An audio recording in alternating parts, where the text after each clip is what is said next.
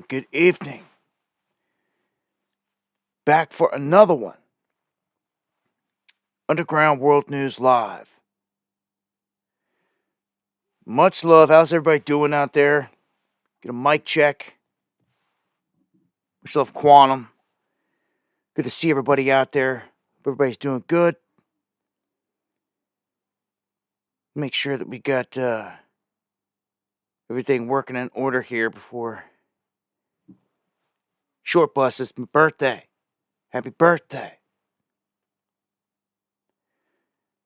Lord McCormick checking in. Shout outs to all my cats across the pond. Seen Crown Jewels out there. Much love. Hope everyone's doing good. Much love to all the mods. I want to thank everyone that shares the stream. Hopefully, if there's any issues out there, everybody can just get a refresh. Audio's good, I'm seeing. 5x5s. Aspen says buffering very badly. Buffering bad, says Heartneck. Not sure what to say when I've got half the chat saying buffering and the rest of them saying 5x5. So, South Australia in the house. Yeah, much love. Good to see you guys as well. Eon in the house.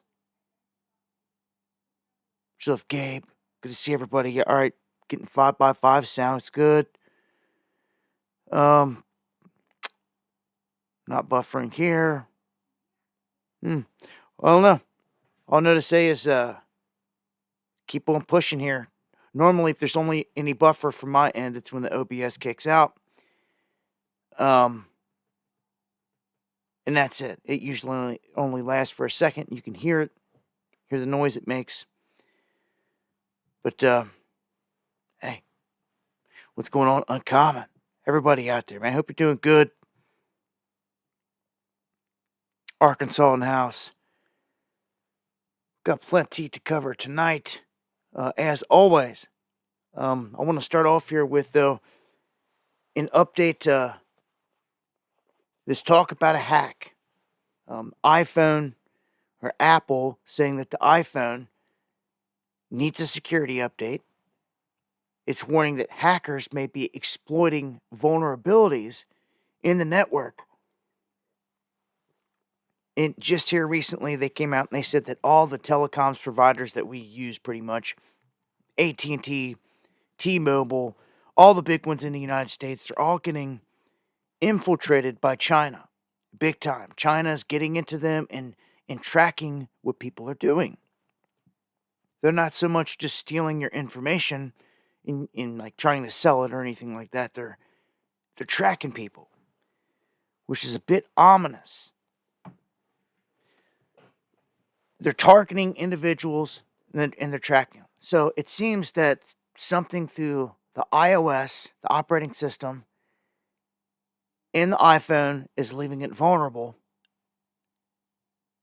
to, it looks to be a large-scale operation here. They're not like putting the finger on anyone specifically yet, but someone keeps getting in. Now, oftentimes, if they need to get something in everyone's iPhone real quick, they can drop a headline like this and say that you need to get the patch, you need to get the security update. Everyone will rush over and get the patch, security update, and it'll be really whatever they want to install on everyone's phones. It could be anything. So, this day and age, it's not too surprising. They're hacking everything.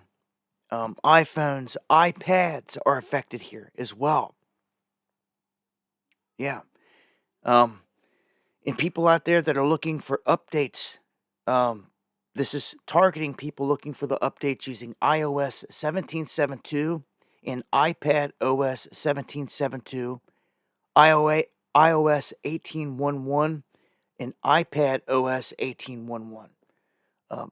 They've also got listed here the Vision 2.1.1, the Mac OS Sequoia 15.1.1, Safari 18.1, and Safari 18.1.1.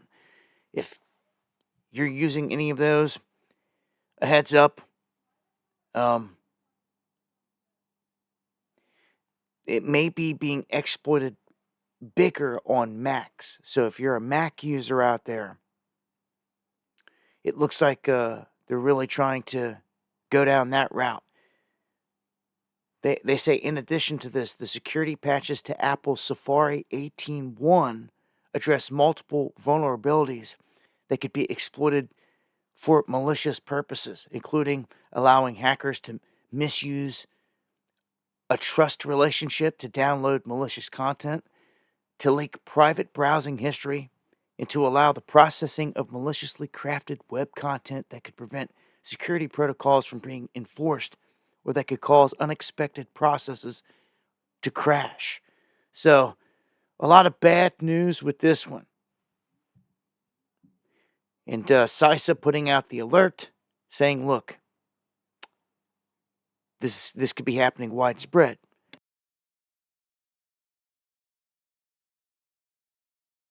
Thank you for the super chat, Quantum, and the comment. They are hacking everything out there. We've seen them hack everything. The big hack obviously hasn't happened yet. When it goes down, it's going to bring everything to a standstill. It's going to be a nightmare, if you will. But yeah, if you've got an Apple out there, heads up. If you're going to see any glitches, any hacks, they're relentless these days. The scams are relentless. Your phone could be ringing all day and it's just scammers trying to get a hold of you, trying to say that this or that, you owe this, that, and when it's all lies. It's pretty bad. So we've got another one here. Cybersecurity experts warning that all this Chinese stuff is bad news. And I feel that when Trump gets in, TikTok's going to see something's going to happen here. They're going to force the sale of it out of the hands that are connected to the Chinese, or there's going to be some kind of ban on it because of all the things connected. You talk about backdoors and things like that. When you download the app for TikTok, people have no clue what they're getting into and allowing into their phone to track them and everything else. I just told you earlier about the Chinese tracking through AT&T, T-Mobile, all this other stuff, through all those networks. They're surely tracking anything and everything through TikTok. It's I start to think of some of these things like I look back at the incident where we witnessed all these pagers. They reported pagers, but it was more than that, exploding in Lebanon. We ended up finding out solar panels, laptops, phones, all types of different electronics blew up. They never did pin down exactly what they did and where it came from. But if they can make these devices explode in mass, it's something that you need to be aware of as well. I said it jokingly back then, but now that everything is kind of escalating on the world stage, if they can just send high vibration to a lithium battery, heat it up and make it explode, it's pretty simple. It can cause a lot of damage. It could take down an aircraft and things of that nature, but I'm going to say that this is going to have to be something that's done with precision frequency, like very high vibration that's causing this. Only other way is if you laced all the electronics with explosives.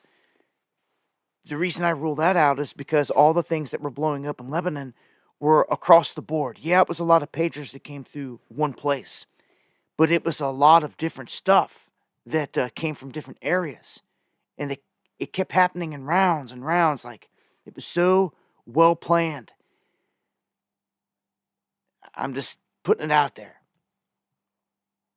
All these people got an iPhone. Somebody hits a button one day and they decide to blow all these people away. You ever see the Chinese ban iPhones or anything like that? Get ready, I would say. But Temu is another one. I don't know if you guys are aware of this, but Temu is basically just stealing all your information, and it's selling nothing but knockoff items. And it's all Chinese controlled. The big problem that Trump brought up with China in his last administration was that China is stealing our intellectual property rights, our ideas, our businesses, and they're making knockoffs of it. Thank you, Rob, for the coffee. Much love, Milwaukee. It's still happening. It went into overdrive when the Biden administration got in there and started to allow all these things with China to happen, to go into overdrive, if you will. So, just another heads up, man. I don't trust none of it. You don't see me over there operating on TikTok or anything like that. I don't trust it. Of course, yeah, we've got a ton of trust issues with all the apps and censorship through the roof. But it's one thing to deal with my own government. I'm not trying to give multiple governments, and especially one that come in here and track me down, kill me with some setup, knowing that there's over 1 million Chinese sitting in this country right now. I don't ignore it. I don't forget it. I often wonder where they're at and what they're doing.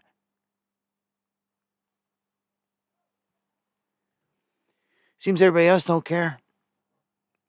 What's next to do? Nobody seems to care about the big threats going down here. It's really like living in the land of the blind. The one-eyed man's king, huh? Do you even know what that means? Well, I tell you that in terms of companies, look at when we got locked down. There was no government mandate for all these things, but what they did is they forced all the companies to push it on the people. They put the heat on all the big corporations, all the companies, everything that you could think of.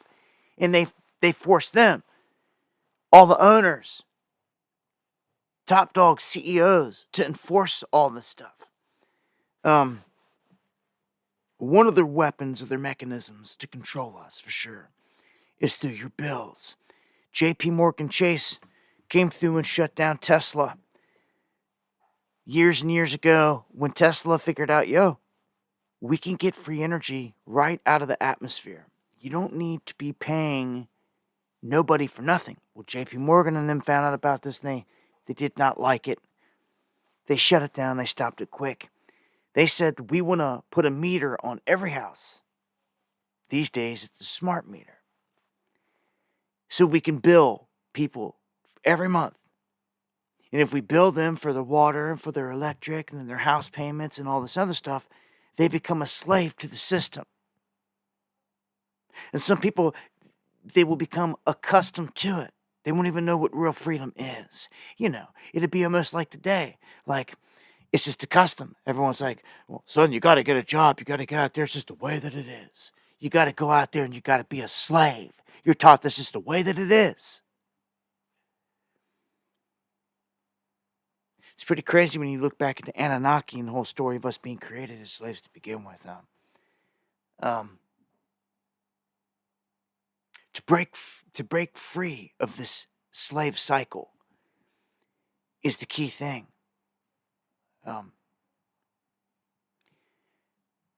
That's why I believe going off grid, breaking away from the grid, from the system, truly is fighting back. And in one of the only ways you're going to gain freedom, in that they can't just shut the lights out on you. They can't be spying on you in your house and this and that through your smart meter, or poisoning you and this and that, and also through your water.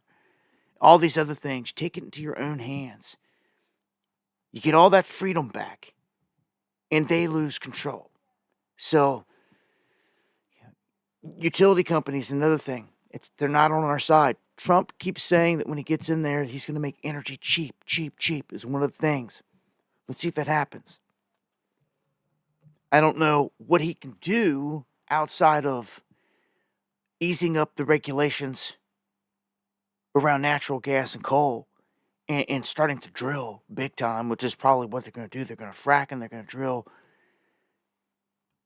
And they very well may ease up the restrictions in those areas, which would create a bit of a boom in this sector. They're going to have to do something.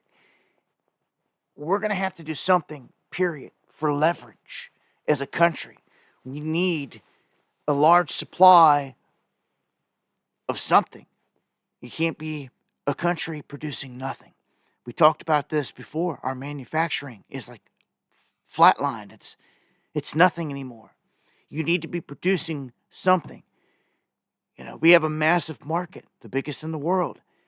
But we can't be a country that's needing everything from everyone else, taking in imports. You've got to have a healthy balance of import and export. If you don't, you're offset. And this can be used against you in a lot of different ways. I would love to see them get in there and be like, all right, sell coal. Why can't we? Sell coal, sell natural gas. If you got it on your property, sell it. You can make the money. Like, why can't we to begin with? It seems insane because our government sells it to China every day, record amounts, and they never go complaining to them about a carbon footprint, about none of that. Nothing carbon, climate, nothing. China's just like, yeah, we're on board with it, but they never hit the goals. Never, and they're never called out for it. They just keep on buying. They just show up anymore, and then they're just like, yeah, we're on board. They just lie through their teeth, and they do whatever they want. And in doing so, they're taking over on the world stage. So, I don't know if you've got any Trinidad Aragua camping out in a city near you, but it's something very real. I don't know if you've been through the big city lately, if you live there, whenever the last time is you've passed through it. On the last stream, maybe it was the one before, I told you how Tennessee no longer has a single big city that does not have Trinidad Aragua in it. And that's just one gang I'm talking about. When we start adding in all the other gangs from Cuba and El Salvador and all these other places, it's a lot. It's a whole lot. Maybe you are seeing it. Maybe you're seeing some of these people downtown in the cities. You're seeing some of the action. I'd love to hear about it, firsthand account. You can at me in the chat at Dabu77, or you can always email me, Dabu7@yahoo.com. Firsthand accounts. You can let us know what's going on. Kind of similar to Uncommon there in the chat. Uncommon News 777. He lives down in El Paso. He's always keeping us posted with what's going on in his neck of the woods, right there near El Paso, where a lot of action's been going down, a lot of migrant activity and all that. So the safest, this is showing the safest cities in the country right here. So if you're thinking about moving to an area, South Burlington in Vermont, way up there by the Canadian border, one of the safest, they say. It even checks in with Burlington with number 4. So, up in the middle of the nowhere zone near the Canadian border, safe. Portland, Maine, making the list. Warwick, Yonkers, New York, Columbia, Virginia Beach, which is surprising. It used to have a whole lot of high crime there, and it's shifted a bit there. Cedar Rapids in Iowa, Casper, Wyoming, Boise, Idaho on the list. Look, the safest place in my neck of the woods is Lexington. They're on the list, but you'll see some of these areas are shaded out where they don't even have any safe zones, so to speak. Well, if you've got major sanctuary cities, big ones, it'll put you in that zone, because the sanctuary cities is where they're shipping in all these illegals.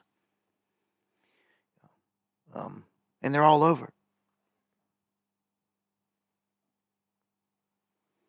Wanted to point out real quick, if you're looking to move, wondering where to go, what's going to be the most affordable in the United States? Well, it's not going to be Hawaii.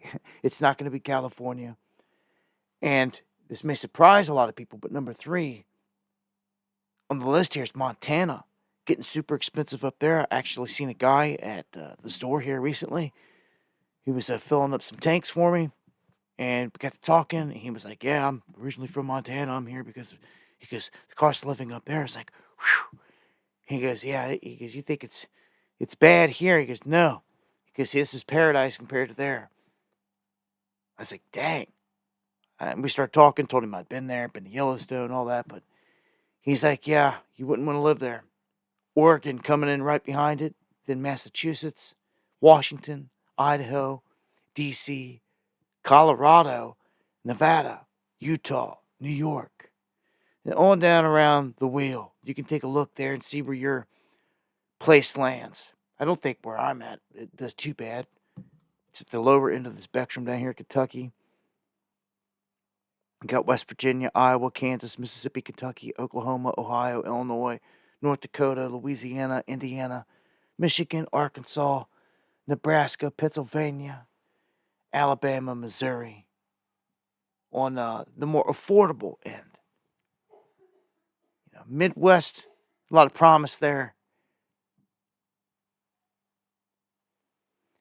It doesn't matter where you're at, though. Everybody's got to buy food, water. You got to survive. Eggs are a staple. We've seen the prices jump before, but man, if they push this bird flu stuff like it looks like they're doing, this can get nasty real quick. You can see the price of eggs go through the roof. I was kind of wanting to wait to get some chicks in the spring, but might want to do that now. Yeah, that's right, Mark. Thank you for that super chat comment, and that's a good one. It's very true.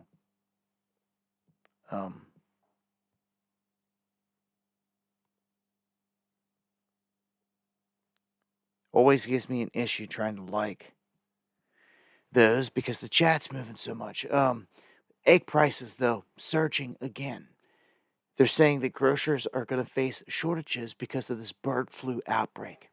Man, we talked about this through and through, didn't we? And much love, Wayne, Pixie, Kathy. This isn't good. If they press this, I mean, they could do anything. Biden regime could do anything right now. They got 2 months to throw everything in the kitchen sink at us, but a shortage. So, you don't want to see signs that say we're temporarily out of eggs, like it's saying right here. That's not good. I'll tell you from experience, if you can do it, get you some chickens. 1 or 2, start experimenting with it, what it takes to raise them. They'll start to produce and supply you with eggs, and it's going to save you in this department. Big time. When things like this are happening, everybody's wanting Trump to get in there and save the day. But like reality check time with your Gentile Messiah. Things like this, he's not going to be able to affect or touch. When freak stuff like this goes into motion, things are going to spike uncontrollably, just like we've seen before. And they know this. It's all part of the plan.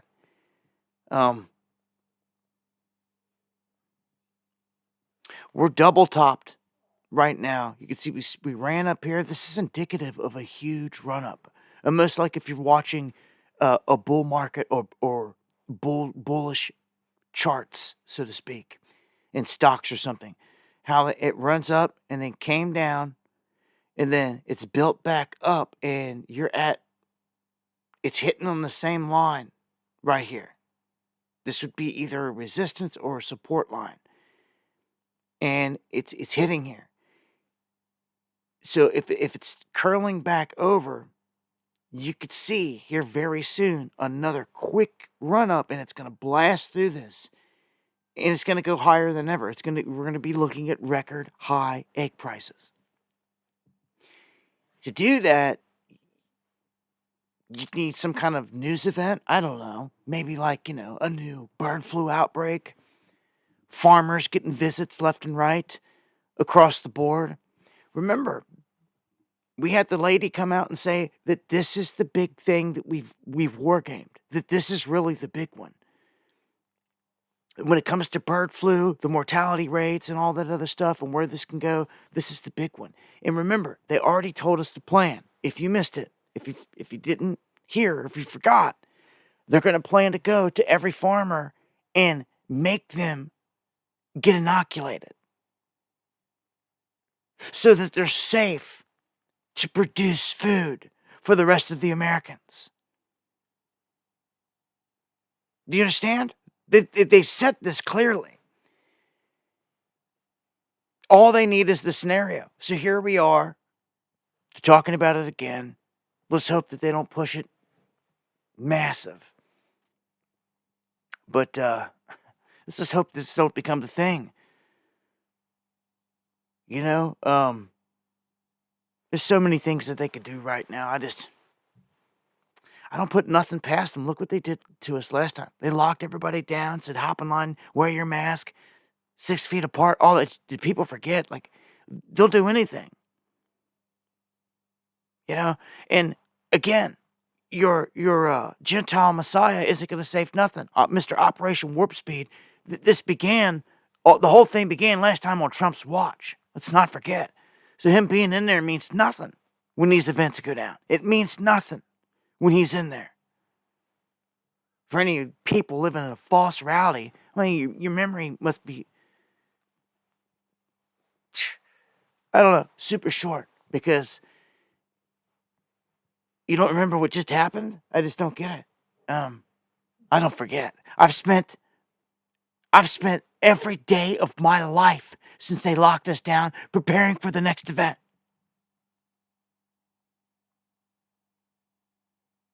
What have you done? What has anybody else done? And I don't want to hear it when we get hit. Literally every day of my life since they locked us down. Sure have.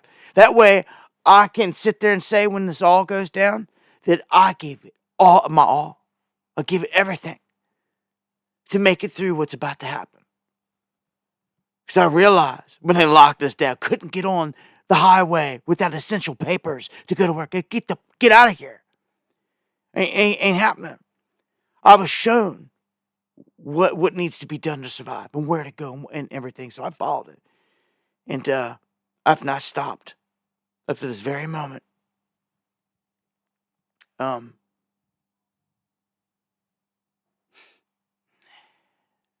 I just look around and see so many people just, I don't know, they got too comfortable. Yeah, glad things went back to normal. It's the way the pendulum swings. But man, oh man, again, if you just ignored or forgot everything that they did to us, you're in for a rude awakening. This next round's gonna be way worse because it's gonna be real deadly. They're gonna go after them deagle numbers. But you get your Trump, so what's it matter, right? It's pathetic. But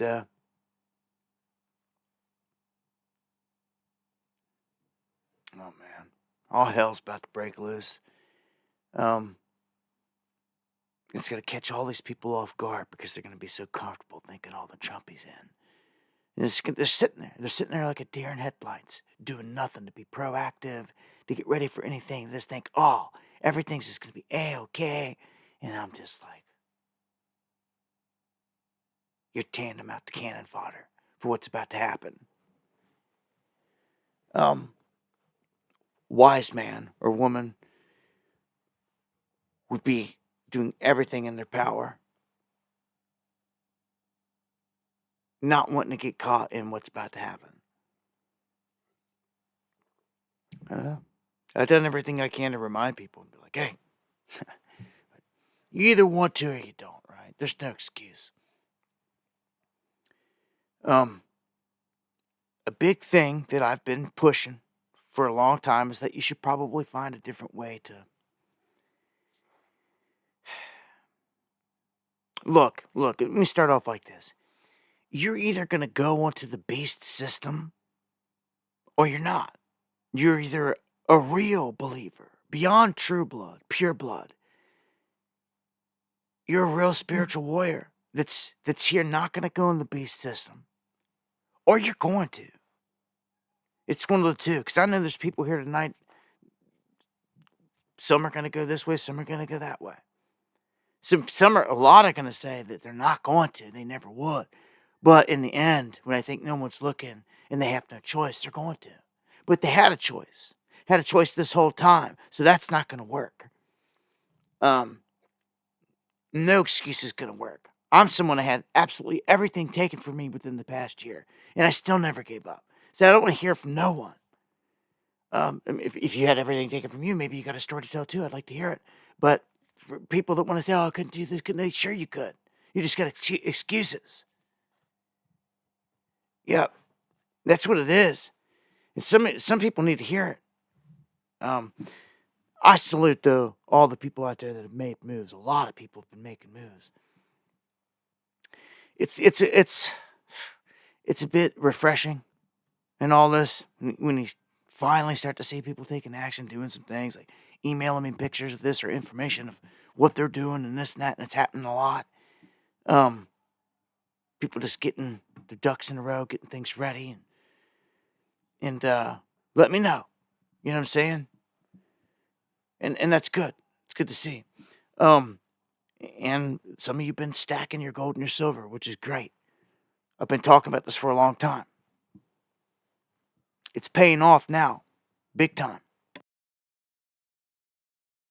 But I just want to point out here that,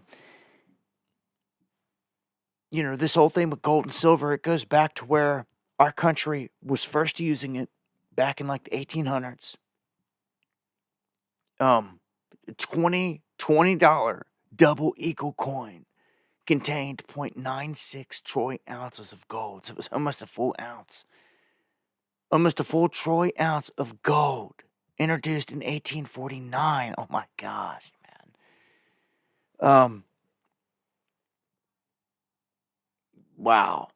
I mean, you look at the price today, where it's at. So if you would have had any of these and held on to them, astronomical value.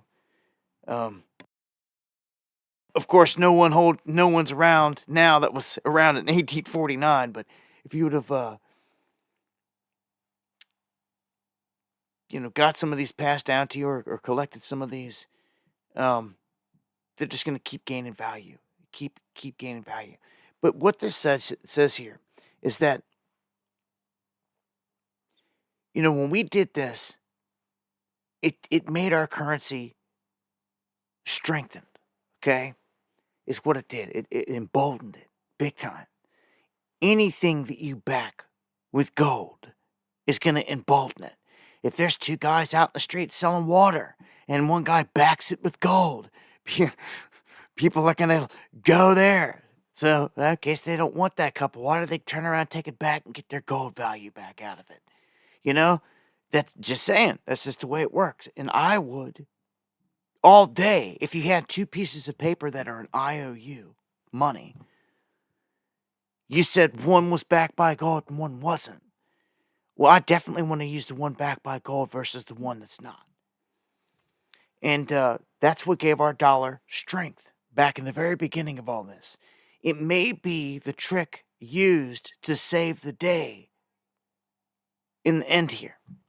I feel major trickery, and it's all revolving around digital. You understand? Digital. Blockchain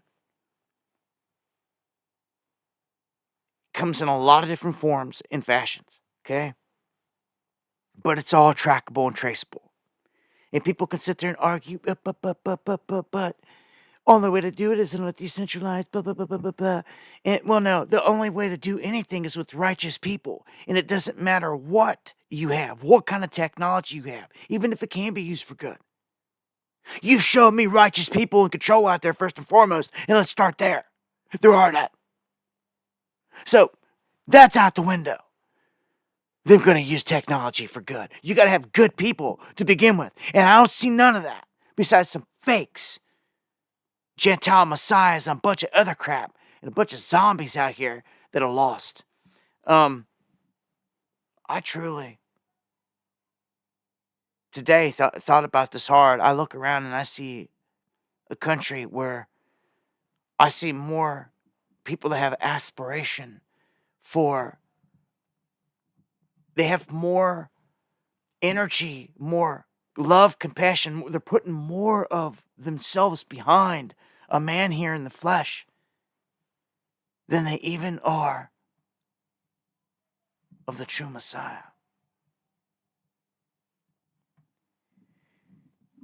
And it goes to show the level of where we're at. It really does. And it's scary. When Trump gets in here, though, one of the things they could do is they can back $1 or our contracts or anything with gold, and it will embolden it. It will be a lifesaver, if you will. They have to dip into our reserves to do it. But it comes with an asterisk. I've said it before. They could try to confiscate gold in the name of national security. Come on, MAGA. Come on, Patriots. Do it. You got to do it to save your country. Give me all your gold. Yeah. How many will? And then they'll do it that way. Then they'll force it. And see, and when they make this move, man, it could be dangerous, man. I've told you before. I don't even know what to tell you. What are you going to do with your gold and silver? They can detect even the smallest amounts from space when it comes to this. You got to remember, the Anunnaki that came here wanted this resource. Or whether you believe it or not. I mean, just think about it, though. An entity, life forms a long time ago that came here, they could track and trace this stuff then. They knew where it was at. They just needed someone to get it out of the ground to do the physical work. Hence, that's when apparently humans came into that storyline. Yeah, they can see gold all over the place. It's just so minute and fine spread out. It's not really in huge chunk form out there in a lot of places, man. There's massive pits all through Africa. Huge pits. Go do the research and look. Where someone was digging thousands and thousands of years ago with technology for gold right there in Africa. And it's all right there. Who? How? What the? Yeah, man. I don't know, man. I can speak on this for the rest of my days, but until these things show themselves, a lot of people just ain't going to buy it. They can't wrap their head around that another life form is here. Although your good book, it tells you this. A lot of the books tell you this. But people just, again, they're so detached from spirituality. Man, this is the whore of Babylon. This is the whore of Babylon. This is what this is. Lady Babylon that went around the world and got everyone drunk from our wines. Yeah, we did. We did just that. Who else went around the world doing that? The United States. Lady Babylon.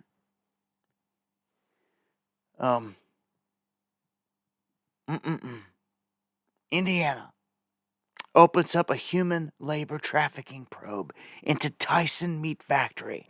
I hinted at this before. This is, man.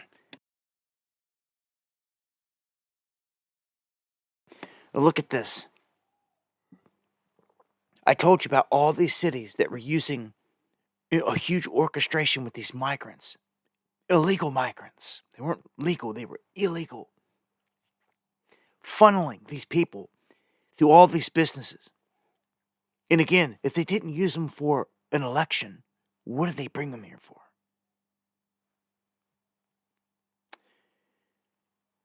All of a sudden, Tyson Meat Factory, is in this probe of massive human labor trafficking with illegals, with minors involved, all this. Remember, just last week or the week before, Smithfield, the biggest meat producer that China owns, that's here in the United States, Smithfield, was hit for the same thing. Gross violation of child labor. So child labor, they get away with it over in China, the sweatshops and all that other stuff. Children as slaves. That's what they're basically doing here. 14, 15, 16-year-old kids being found in these operations, working way too many hours. And all this stuff, it's crazy. But Tyson pulled into the fray. Now, so a lot of these meat packaging places, now can you imagine if you work there? Now, stop just a second. And let's go ask Leo Hohmann. Trump's new border czar. What do you think about the situation, Leo? And Leo's going to be like, we're going to kill him. That's right. They're going to go into places like Tyson, which you may work at. Friends, family, someone in town, someone may work at any of these factories like this, man. I'm warning you about this. It's not good. I keep getting a strong warning that these strike teams going into businesses is not going to end up well. Yeah, they're going to get some bad guys. Yeah, they're going to get some people that need to go. Yes, they need to do that. But, man, I'm warning you, man. You catch word of any of this, I don't know what you can even do. What if you're some dude that's working in there and you got some petty warrant or something and you're trying to lay low or something and all of a sudden they come in there and they're storming the place? Well, you're done because they're going through everybody. They're stopping everybody. And this is my problem with it. They're going to invade your rights. You think that a Fed strike force team coming after illegals, is it going to try to ID everybody in the building? Well, who are you? We can see some identification. That's all they're going to be doing, going around IDing people. Does anybody ever stop to play this stuff out in their mind? Or is it just off to the next headline all the time? Because I swear these days, that's all it seems like it is. It's all people care about. I don't know. It's crazy. Well, it's all going to come home to roost here very soon. I'm going to keep it pushing. Musk, Ramaswamy, they reveal the Doge Blueprint to cut government waste. And I think that this is garbage. I think it's crap. And maybe you can look back on it and you say, oh, he called this one on it.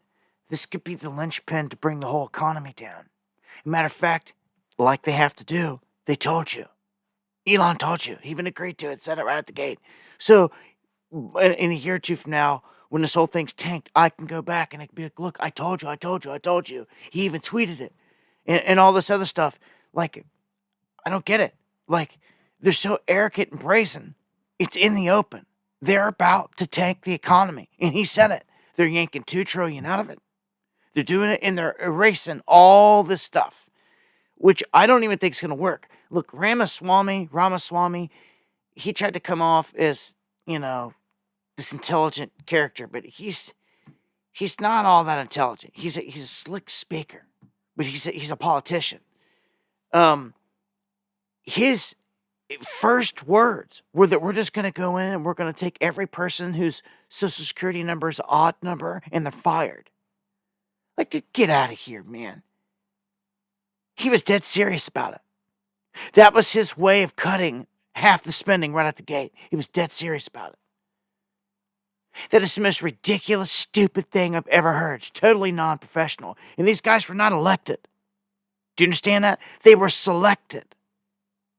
Okay? And put into this position. Ramaswamy even goes on to admit that right here. And you know what? This thing is like a self-destruct letter. Are you hearing me? This thing is like a self-destruct letter. Why would you create this whole thing to fix everything, but the whole thing is designed to be shut down by mid-2026? It will cease to exist. This whole Doge thing will by mid-20. Why is that? Why is that? It's going to self-destruct and disappear and vanish by mid-2026? Yup.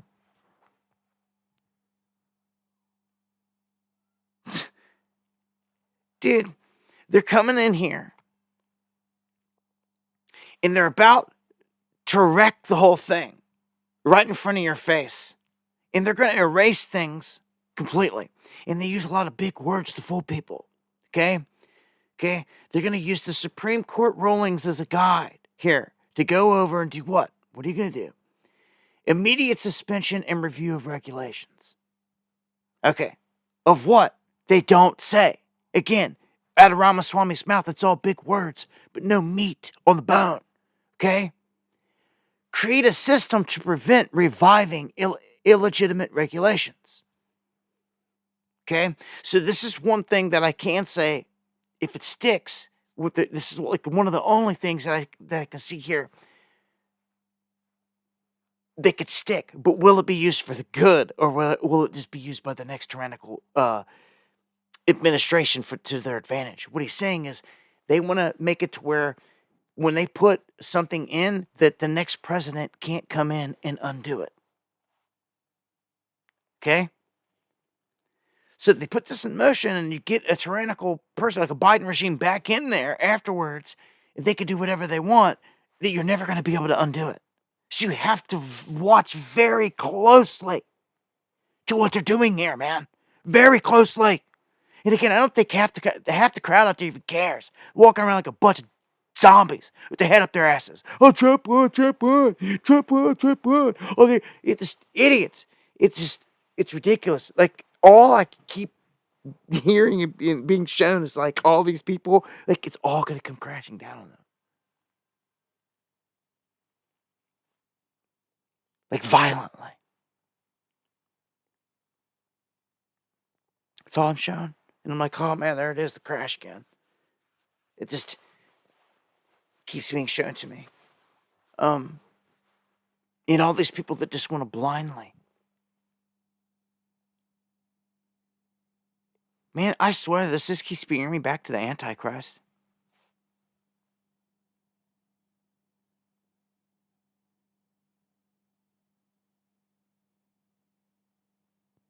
Some people will never admit it.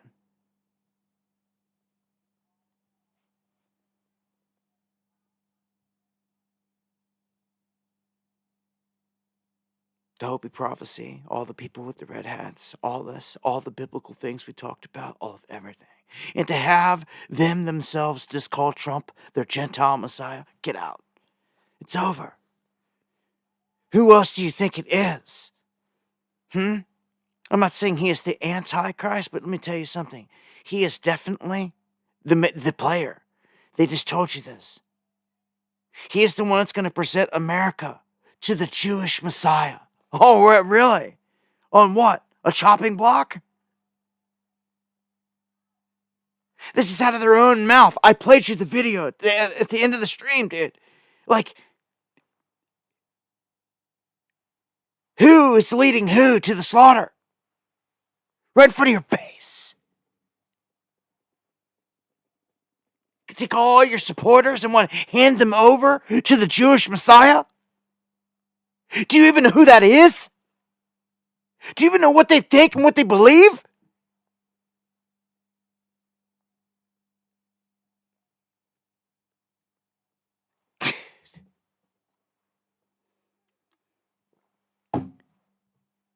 Do you know what they believe about Jesus?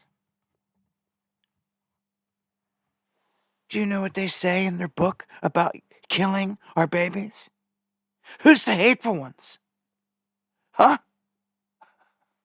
It's insane.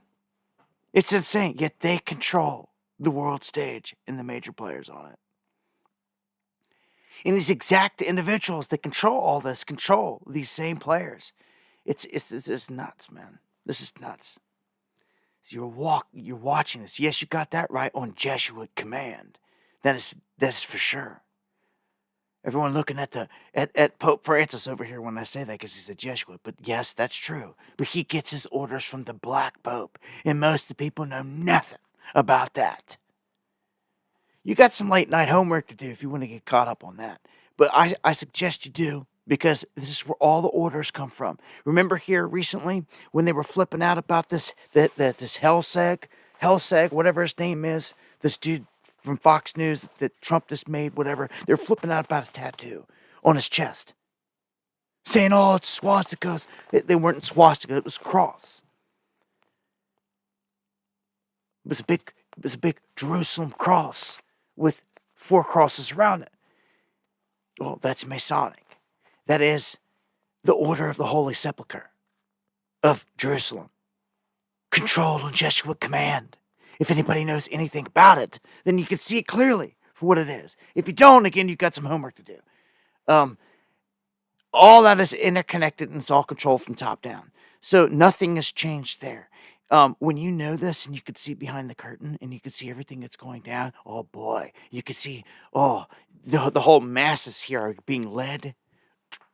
I don't know how else toward a Moloch statue. How else to describe it to you. And when they get there, I don't know what they're going to be told, but it seems like they're going to believe it. I'm just waiting next for these miraculous wonders in the heavens. Wonder who could help him with that, Elon.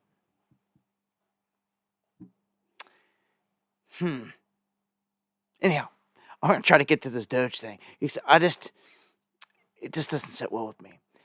Look at this. Identify the minimum staffing needs. And that takes me to the pick if you're odd number, you're out of here. Cost-effective employee transitions. It says, for those whose positions are eliminated, Doge will support their transition into the private sector. Michael King, thank you. Yes, beware of the wolf in sheep's clothing. I mean, what did people think you were going to get in the end? I mean, how did they think? How did you think a whole masses is going to be fooled?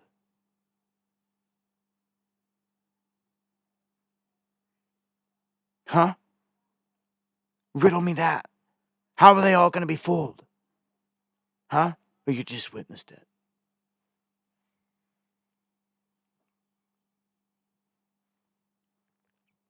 Master plan. I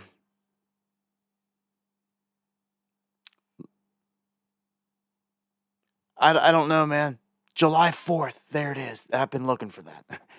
The ultimate goal of Doge is to make its own existence obsolete by July 4th, 2026, the 250th anniversary of the founding of the United States. Do you know that there is a plan to have the United States dissolved by this date?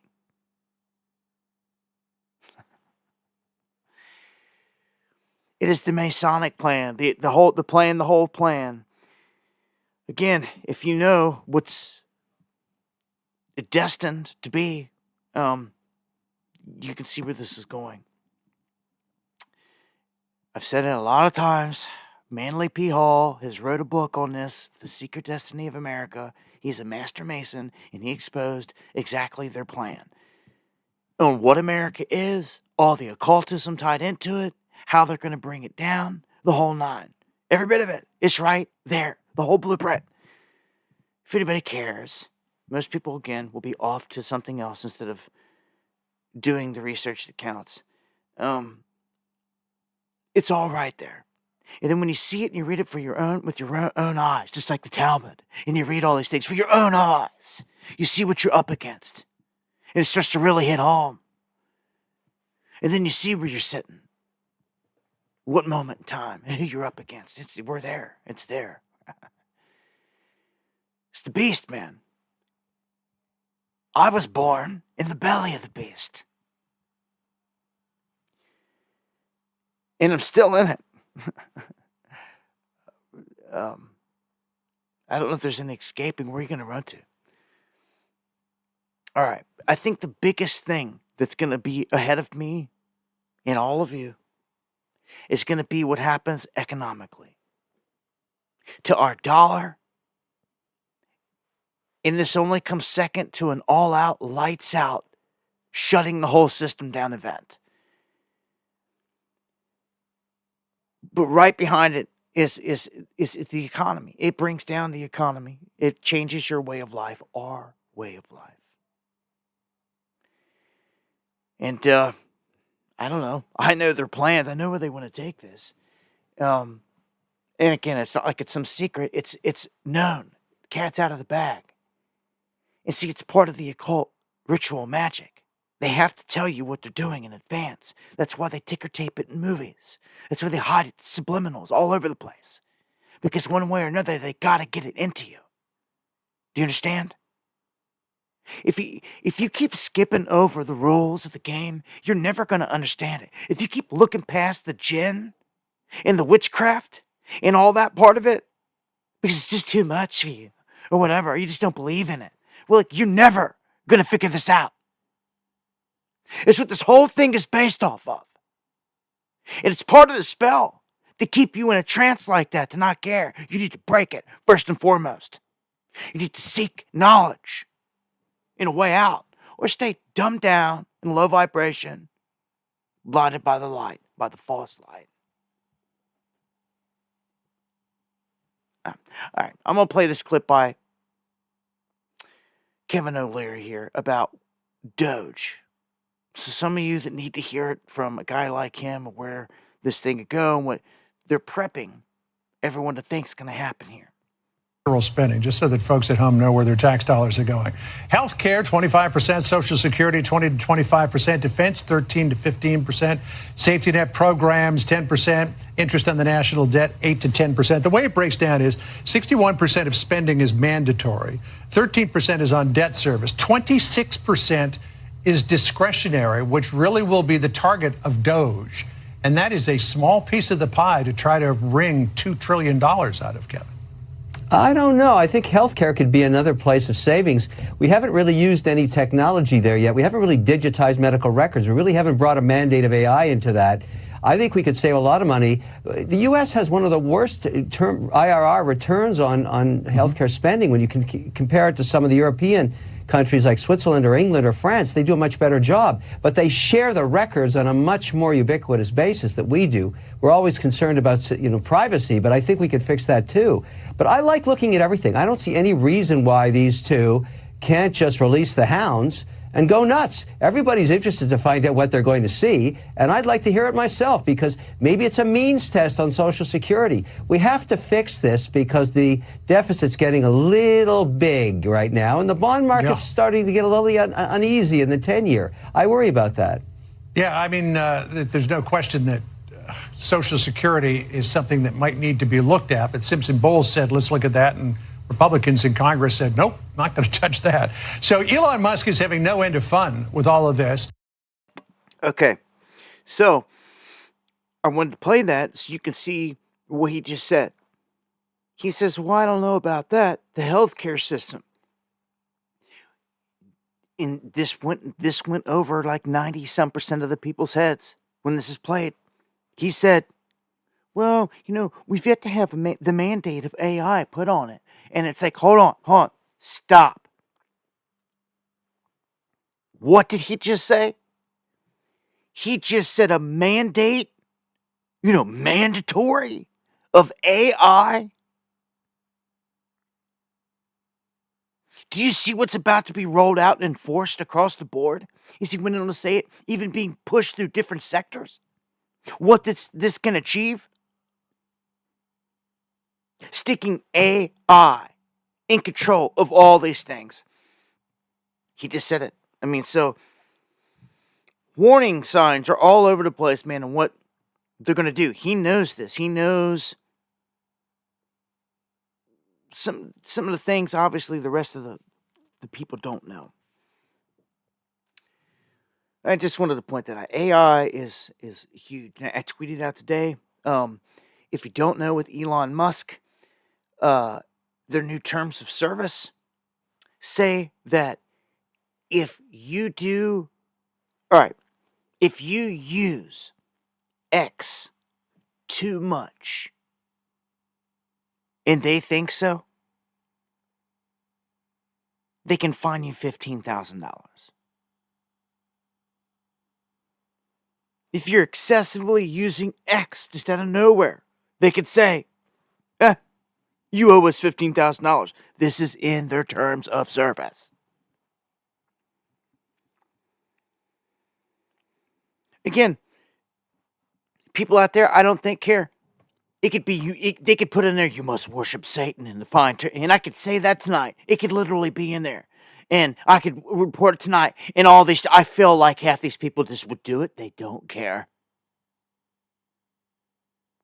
Oh, that's just not true, and they could read it themselves, and then they'd sign off on it themselves, and they'll still just be like, oh, it's just not. It's a conspiracy. It wasn't in there, even though they seen it with their own eyes. That's how this whole beast system comes to be. It can only come to be if the people around you accept it. You see? So they have to be fooled. And that's all I see is a bunch of people being fooled hugely here, thinking their savior has arrived. And the stage is set. So there's so much corruption, man. Look, never lose sight that there is a left-right paradigm. For those truly trying to awaken here, they control both sides of everything. They always have. They always will. Anyone that is a real threat, they take you out. They go for your money first. Then they try to jail you. Then they kill you. Do you understand?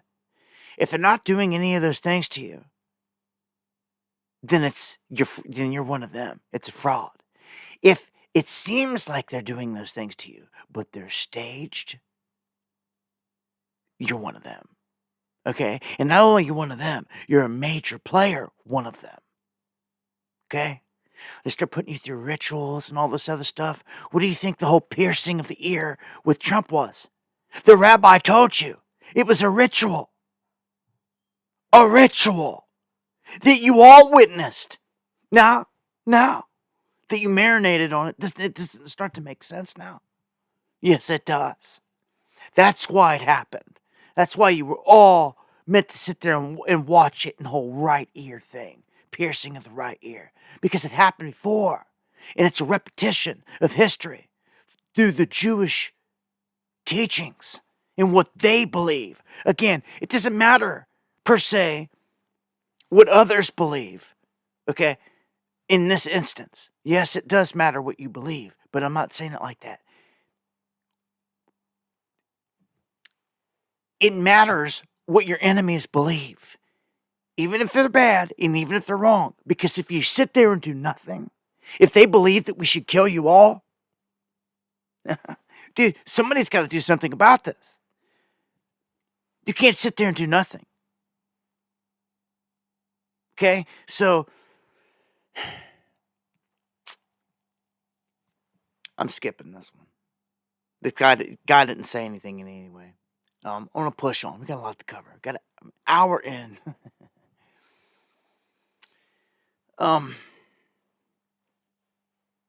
Yeah, if you came over here thinking this is some Trump ass-kissing channel, you found yourself in the wrong place. This isn't. It never has been. I've never jumped on the Trump train. Never been on a Trump train. And this is a left-right paradigm. That's where we're at. We're above that. You understand? We're beyond that. We're intelligent enough to see that a master hand plays both sides and is ushering a large portion of the masses right toward the Antichrist beast system. Okay? It's been this way for a long time. They've controlled both sides of every war. If somebody, again, was a true player, like RFK, if he had any ounce of real Kennedy blood in him, like the warrior spirit side of it, they'd have killed him or attempted to. You've not seen that happen to no one. Not to Elon. They faked it with Trump. An instrumental thank you. Now do you understand? None of these dudes are taking chance, like, there's not a threat on their life, for real. Bet if you was out there, or any one of us that were real blue-collar people that was out there, say, yeah, you were out there speaking some real truths to the millions, they'd take you out. Just like anyone, just like Kennedy, just like Lenin, just like anyone that voices opposition against the beast. They assassinate you. When this is not happening, when you are not threatened, when you're running around rock star status and all the media is talking about you and pushing you, then you're not a threat. You're not a threat. Okay? So, what scares me the most is, I told you, God showed me before Trump was even elected that he would be the man elected, and it all comes crashing down on him. That's what we're in store for. So it's like I don't have a whole lot to look forward to. I'm not getting blindsided by it. Trumpers can. All they want. Whatever. You could have voted for Trump. You ain't got to be stupid. You could still keep your eyes open and realize there's a freight train coming at us. Realize all the facts that are on the table. I know Trump was the better of the two evils, but you've got to be smarter than that. You got to be smarter than know that you got two evils in front of you. They're going to force you to pick one. No, the people should have never done that. Should have forced one of us onto the ticket. You haven't even tried it. They haven't even tried it yet. Haven't even tried it. I don't know. How do you contend with this? How do you convince this horde of Trumpers of anything? I don't know if you can. That's why I've never done nothing more than what I do. I present the next level of truth here if they can handle it, but most of them can't. They'd cuss me and call me as a Biden supporter if they could, but I'm not that, and you know it. I'm the one that pulls the curtain all the way back and shows you that there's a Rothschild hand controlling all this. And that there's some rabbit holes that are probably a little too deep for you to go down if you can't even accept some of these smaller things. It's a little bit of a time. A little bit of time, right? Some people stumble upon my channel and just get their wig peeled back. But look, I've been doing this and following this for almost a couple decades now. I've been around the block several times. I've been through this political thing many times. I followed it. I followed presidencies. I followed these things every time. I've gone there. I've gone to RNCs, DNCs, inaugurations. I've gone through this whole thing over and over where people sat there and did nothing. And I got to figure it out along the way. I got a taste for what was real and to see behind the curtain and how much of it is an illusion. And only because I got up off my ass and I went. Sit there watching videos all day long. I got up off my ass and proved something to myself, you know? And it helped me figure this game out. If you just want to sit there at home and then suck it all up through a screen, you ain't never going to get all the pieces. A part of this you have got to feel out on your own. You've got to experience it on your own. See it with your own eyes. And I've been through it all, man. So I'm a testament of it all. Every single one of these last elections from Obama, I've been right there on top of reporting every step of the way. And, J6 was designed to try to catch people like me. And they missed. You see? And I know another one will be coming because they always got another one coming. You see? They want to trap people. You know? A guy like me should have been up here recording, but God protected me that day. I said, nope, no, you're not. Other things in life going down didn't have me there. Any other time I'd have been there. But I wasn't. God said, no, you're not. And I don't go against my gut. Just don't do it. If something feels bad about it, I ain't entering. I ain't going. Y'all go. Go with the flow. Go get slaughtered. I'm staying here. I don't know. Big trap. I feel everybody's already in it. I don't know. The best thing I could do right now is try to any Trumpers that swing this way is to just get them to know, look, this is a left-right paradigm. You need to do some homework here. You need to spend some time on this to figure this out. And you need to open up some chapters here on the Jinn, on the occult. You need to get caught up real quick. Then you'll understand a lot of this a lot better. You understand me and what I'm saying a whole lot better. Because it could be a head buster. You know, anyone trying to show, well, you spent this whole time, everyone you know, like Trump, and Biden, you hate. And then you get to me and I'm just like, no, screw Trump. You're like, what? Yeah, that's where you're at. But it's not the end. You see, when you first start to awaken, you wrestle with these emotions of things that you just are not sure about. Again, until you prove them to yourself. That's why I ask you to do your own research all the time. And I provide it with everything that I say. I drop books and knowledge and things that you can go read. But again, very few people probably do it. I salute those of you that do it. Keep pushing here, man. Can you guys believe? Probably could believe this. That the Dems want to run Kamala for president again. It's just kind of a, what?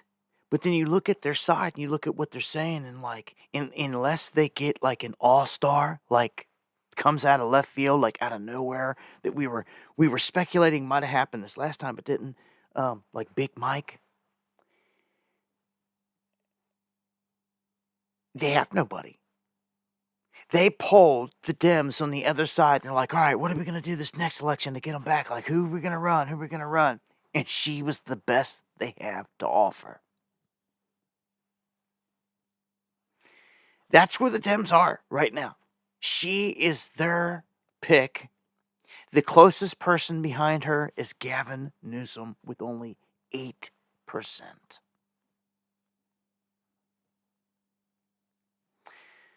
I mean, same old little bucket of choices there. It was Kamala, Gavin, Big Mike getting thrown out there. You can always wheel Hillary back out on stage, I guess, but she's not even mentioned here. So this is it. 4 years from now, do not be shocked if they're talking about this woman again.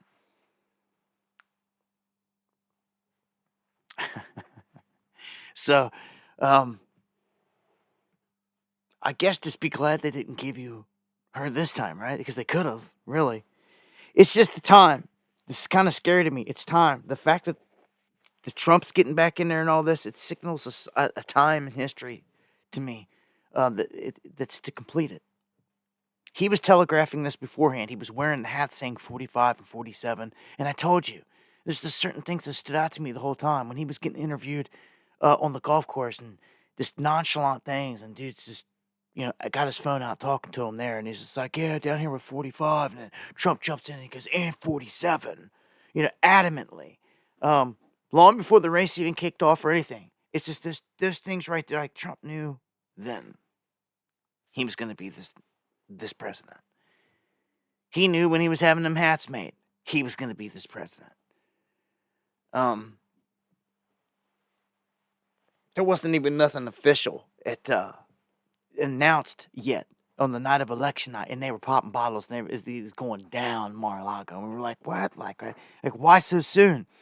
But they knew. Because they knew. And look, I told you before that this is a left-right thing and that they will imprison some people, like Bannon, right? But on the last show,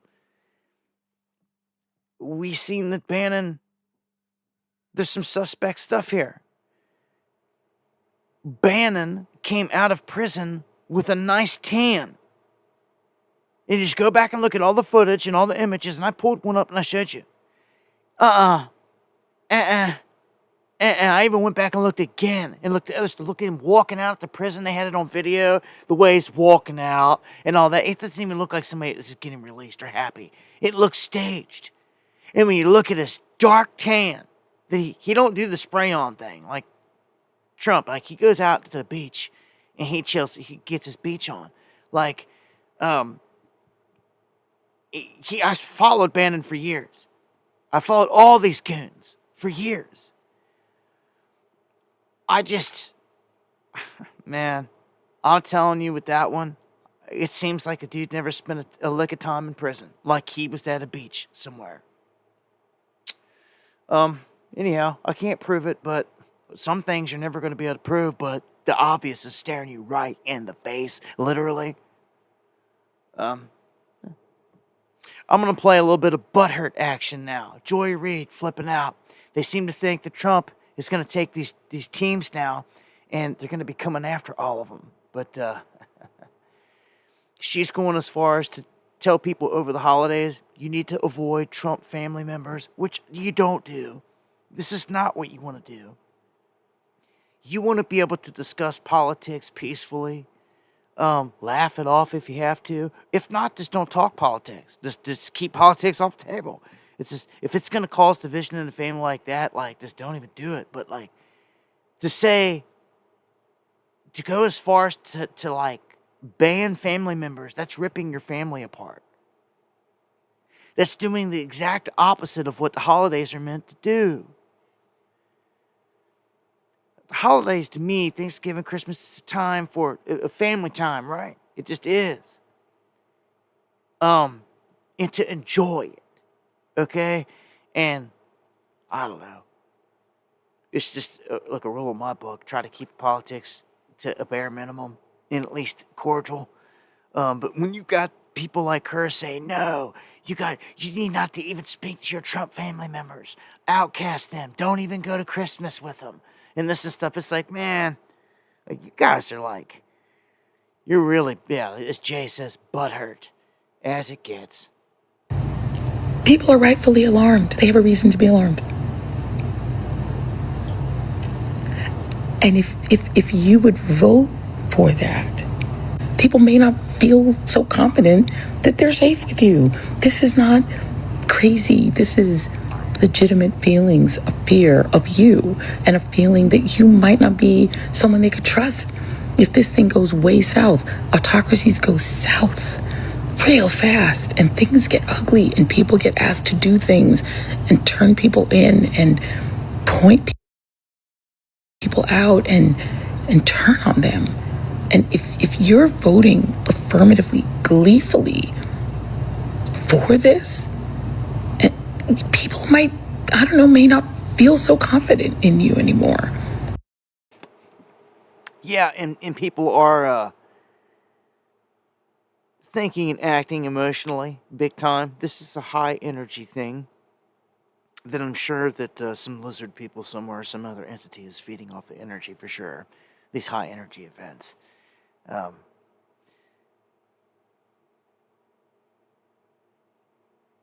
I mean, everybody has feelings and emotions and thoughts, and everyone should be able to express themselves. Even though I don't agree with everything Joy's saying here, she has a right to speak her mind. As long as you're not threatening someone's life and this and that,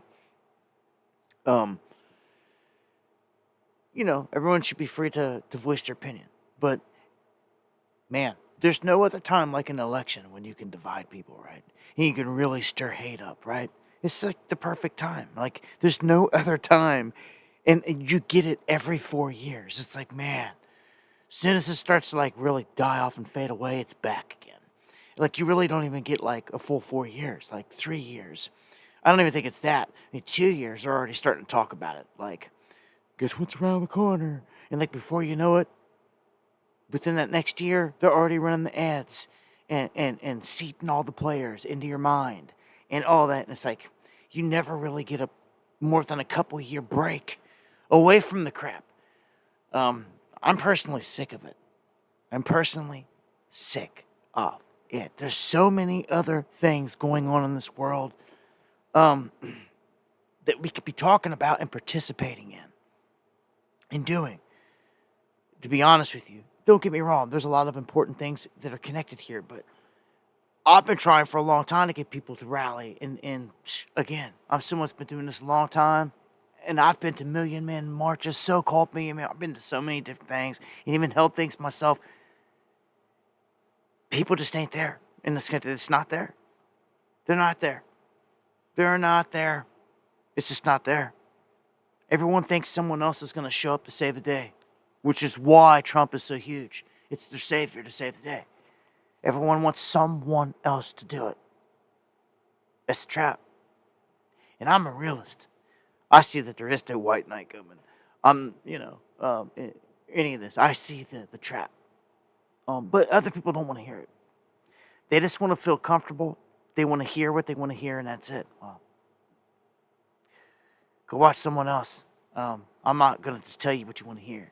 Unfortunately, you're going to hear some things that at least make you think. That's the whole point of this. So I told you, Trump and the Hopi prophecy is kind of crazy, along with all the other prophecies and all the other everything that connects to Trump. You really can't make this one up and put anyone else in it. You can't. No one else has come along. People try. They try to reach and they try to say, oh, the Catholics or the Pope or this. Well, no, none of that can happen. It has to be the leader of North America. It has to be the leader of Turtle Island, which is the United States. The Hopi wrote all this, explained all this. It's all right there. It had to be our leader of this country. It had to be the great white brother, the true white brother as well. And they all had to wear red hats or cloaks. Something red en masse. It's never been seen before. It's never been seen before. I doubt it ever will be. And it has ties to go all the way back to ancient Rome. This is a match in my book. It is. This is a prophecy come true, and you're seeing it right in front of your face. It's a Hopi prophecy come true. A whole bunch of the other ones have already come true and have been checked off the list. And before the final stuff can happen, obviously, they all got to be checked off. This is like one of the last that they're waiting on. And you could have even said that it went into motion the last time that he was president. And you know what's crazy? They've even told you. They've told you. They've telegraphed it. The dark side of this right in front of your face. Elon, specifically, he came out and put it on blast. Dark MAGA. It made it seem like it was a cool thing. Dark MAGA? Like, what does dark mean to you, Elon? Not that it's evening and the sun has set. No. What is dark MAGA? Huh? It's a cult. Again, right over the heads of the masses. And it's right in your face, though. But this is kind of crazy. All these people in red hats show up at an Erie, Pennsylvania protest. Because they were called basically KKK members, which is ridiculous. They don't need to be called that. But you can't ignore it. Do you see? You can't ignore it. You can't ignore when all these people are doing it. It's just like any other gang. If you show up to an area and they're wearing all blue, you're in Crip territory. All red, you're in Blood territory. Anything like any gang's territory with their colors, like you would know it. This is just like that. Okay? It's the visual that's being taken in. And this judge just didn't handle it well. And she basically equated them to KKK members, and it's called a big uproar. Caused a big uproar because, I mean, you've got people of all colors. that are wearing these hats, but apparently she targeted out the white ones. And they got a point. They're like, well, we feel like she's being racist. She's trying to say we're racist because we're all wearing our hats, whatever, but she's the one that's racist. Here's the clip. Recent Facebook post from Erie City Council's president made for a rowdy scene at tonight's meeting. Tyler Gallagher was there at City Hall. He joins us now here in the studio with much more on what was said. Tyler. Yeah, thanks, Sean. Dozens of Trump supporters filled city council chambers tonight, calling for Council President Jasmine Flores to resign. On October 28th, City Council President Jasmine Flores made a post on her personal Facebook page accusing 90% of Trump supporters of being racist, even comparing them to the KKK. And many local Trump supporters took offense to that comment. I just think it's disgusting because when she is calling people who wear red hats the KKK without actually getting to know us, without taking the time to talk to us and understand our positions, it's actually racism. After the city council president made some comments on Facebook comparing Trump supporters to the KKK, dozens of supporters came out to the city council meeting tonight in their red hats, and some even wearing shirts that say red hats, not white hoods. Well, what this is showing that, yeah, we're wearing red hats, but we are not members of the KKK. It's okay to think we're... I mean, and this guy's a perfect example in their red hats and red cloaks, the red jackets.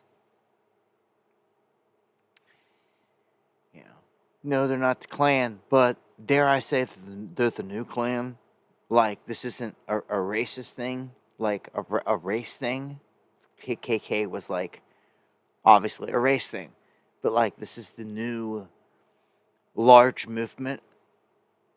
How else you want to put it? This is a new large movement. There's nothing else like this. This is bigger than the KKK. By far. The movement is. Not as old or anything like that, no, but it's in terms of people behind it and everything else, way, way bigger. In the open, again, this matches Hopi prophecy to me. I can't put it any other way. You're living through crazy times, guys. At least you can say that. You got to live through all these crazy, crazy days. Huh? Again, if you got something directly to me, addressed to me, please at me. Anything to me at Dabu77. It lights it up in red, and then I know it's to me in the chat. If you got anything you want to get to me, Dabu7@yahoo.com is the email. And if you want to support the channel, buy me a coffee is the best option out there as well. And for those that share it, I can't thank you enough.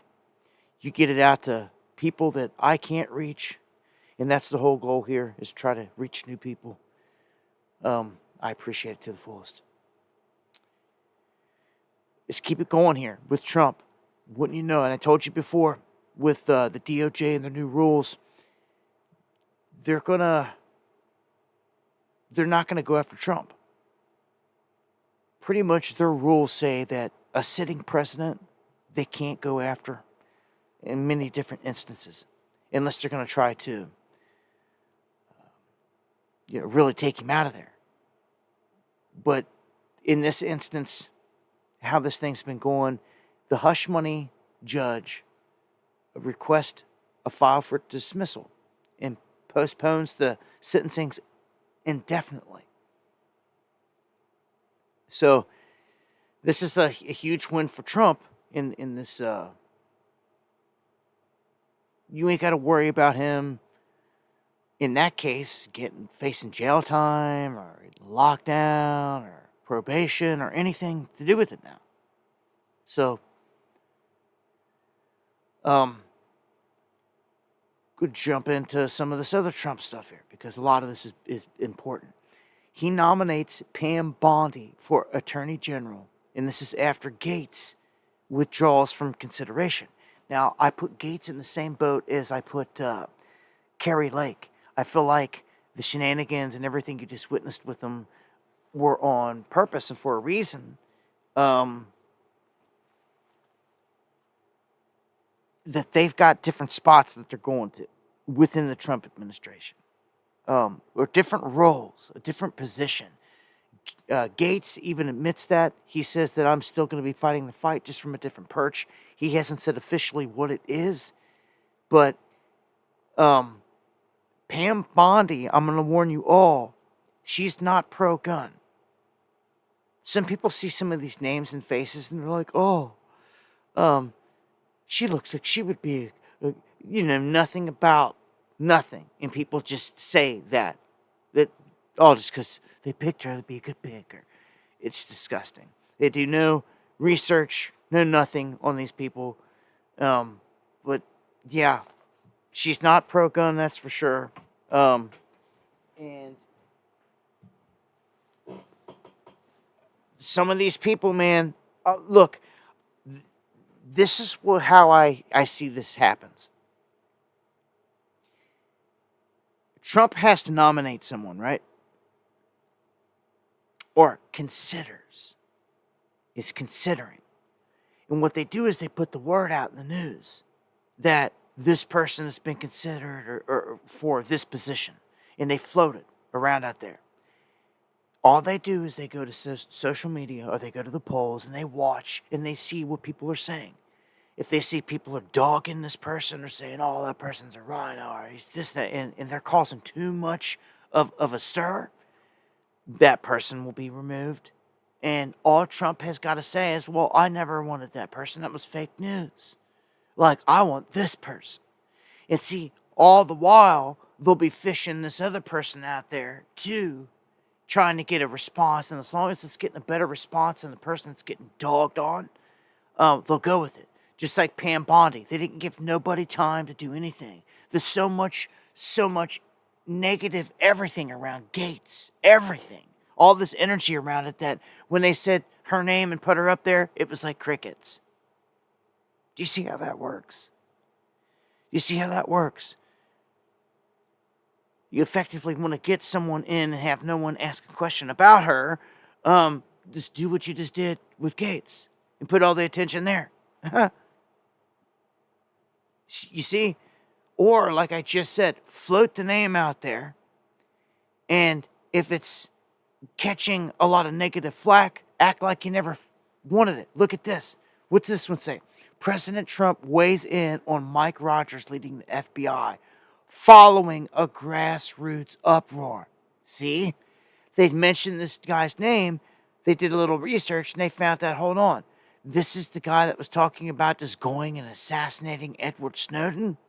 Yes, it is. And they're like, hold up. There's no way. Like, yeah. They're like, we don't want him. And it causes a big uproar. So, as soon as they see the uproar, guess what? No. Trump's like, I didn't want him. I'm eyeing Kash Patel. Well, I already told you this. Because of all the backlash over this dude. So it's like, can they dig up enough dirt now? They've thrown Patel's name out there several times now. Is he getting any? I think they're just not getting much of anything on him. There's not a whole bunch of negative to throw on him, but people aren't biting on him and hoorahing about him at the same time. So this is a huge position. And, like, I don't know none of these goons. I don't trust none of these goons. They're all politicians. I don't trust none of them. Most are just there to tell you what you want to hear, get you to shut up and go the other way. And then when the people ain't looking, they're in there doing what they got to do. All right, here's a crazy one. Trump reportedly considering Dan Bongino to run the Secret Service. So they're going to put the feelers out there, see how people respond to this. And I'm going to tell you, people respond to this big time, like huge. To have Dan in there, it's just, look, man. I've seen the attacks on him throughout the years, and even get ran off of YouTube on the Rumble and everything else. But along the way, I've got all kinds of questions about all types of stuff. How people get promoted and all this other stuff and certain platforms over other people so quickly. Then you come to find out that people like him, he wouldn't just ran off the Rumble. He was paid a lot of money to go over there and join. Very similar to what they did years ago with PewDiePie and D-Live. It try to get a large presence of people to go over to the site. Not knocking him. He's supported a lot of good things, a lot of things righteously. I really don't have a lot of bad things to say about Dan.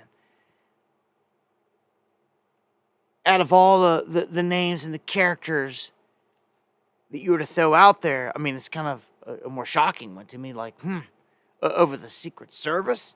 But, like, let's see it. Let's see it. I could name dozens of hundreds more of names that are just way more criminal and got way more instant dirt on them and everything else. So, hey, if he's going to put Bongino in there, do it. But this is starting to feel, I don't know, too good to be true. Or something like all this Magnificent 7 team he's built and all this stuff. It just takes me back, I guess, to the crash that's coming. Doesn't matter what they do, who they put up here. They can't stop the inevitable. I guess. But, hey, this is what they're talking about. And RFK, let's crack into him. His plans for reshaping HHS are drawing a lot of scrutiny because professionals in the field are saying, look, outside of this guy writing some books and making a name up for this Children's Defense League or whatever, which I told you suspiciously got dropped on the people during the whole COVID thing. And he was trying to play the role of being against it. Against all, but then he comes out like, no, I never said that. I never said I was against jabs and all this other stuff. I'm telling you, this brainworm dude, I've never trusted him, and I don't trust him at all. He doesn't have he's not cut from the same cloth as Daddy. Let me just put it to you like that. It's how I feel about him. There has to be something really revolutionary about yourself, about your beliefs, when you're willing to really do something for your people and your country. Something you really can't find these days, hard to find. And when it's out there, though, you get attacked. You don't get promoted. Okay? You get promoted out here on this world stage like you're going along with all this, man. Largely. They say they don't like time to tell here, but this whole thing of going in and firing all these people, the whole agency's got to go. I would just like to see, if you're going to go in and you're going to take someone out, all right, then why? Okay, that's simply why. Like, why did that person get fired, good or bad? I just like to know. We got to have some accountability here, because I don't want the next thing you know, good people to be getting axed all over the place. So that's my main concern. I mean, it goes back to Ramaswamy. Just pick an odd, everybody with an odd number social security number gets fired. Like, that's insane. Like, if you guys have this type of mentality, that means a lot of good people are going to be gone. And that's the warning here. And they're saying that he has no history. He has no professional background at all in food safety, in any of this, in health, anything. The outside of before this, he has nothing to show for it besides being a former heroin addict and all this other stuff on his health list. He has nothing to show for it. That's crazy. But he's rock star status, right? That's all the team cares about, right? All the red hats care about, huh? Well, wouldn't you know, even though you've got Team Trump, you've got, this is what they call them, rhinos. okay? Rhinos, like Mitch McConnell. But these are true establishment people. If you're trying to figure out, like, within, like, who is really an establishment person within the government, well, like, look no further than, like, seats like this, people like this, Mitch McConnell, Susan Collins, John Curtis, all these people. And what they'll do is, no matter what, no matter if Trump sweeps it, like he did, no matter if they take the House, the Senate, and the presidency in this full power like you've never seen, they have the Achilles heel within their own side here. They will send forth the establishment GOP members, which they are called rhinos here, and they will go against anything that they don't want to happen. They will shoot down all this stuff. They will vote against it. They'll go with the Dems. There's enough of them, they make sure of it. There's enough turncoats, Judases, if you will, to go with the other side, to stop whatever, if need be. It's how this is set up, man. I'm just letting you know. You're going to hear more of this as time goes by. Oh, well, what do we have here? The very next headline. GOP senators hand Mitch McConnell power to derail Trump's agenda with 2 key Senate roles for the next 2 years. And I told you, they were already packing this thing with judges. Like right now, breakneck speed, Biden and all of them are trying to fill it with their judges, whatever position they can. Anything that they can appoint. Right now, they're trying to cram them in there. Chuck Schumer is. Well, here is Mitch McConnell standing here openly as a man that can derail Trump off of their own. How does that even work? Like, he's such an establishment goon. Then this guy's got to go for good. Like, you got to get him out of there. He can be tried for treason. His connections to China are sickening. Just look into who he's married to, his wife, and then it's done. You got him. This is a setup, dude. You want to know how we got here and politicians that sold us out and got us in this position? This guy right here, top of the pile. Right here.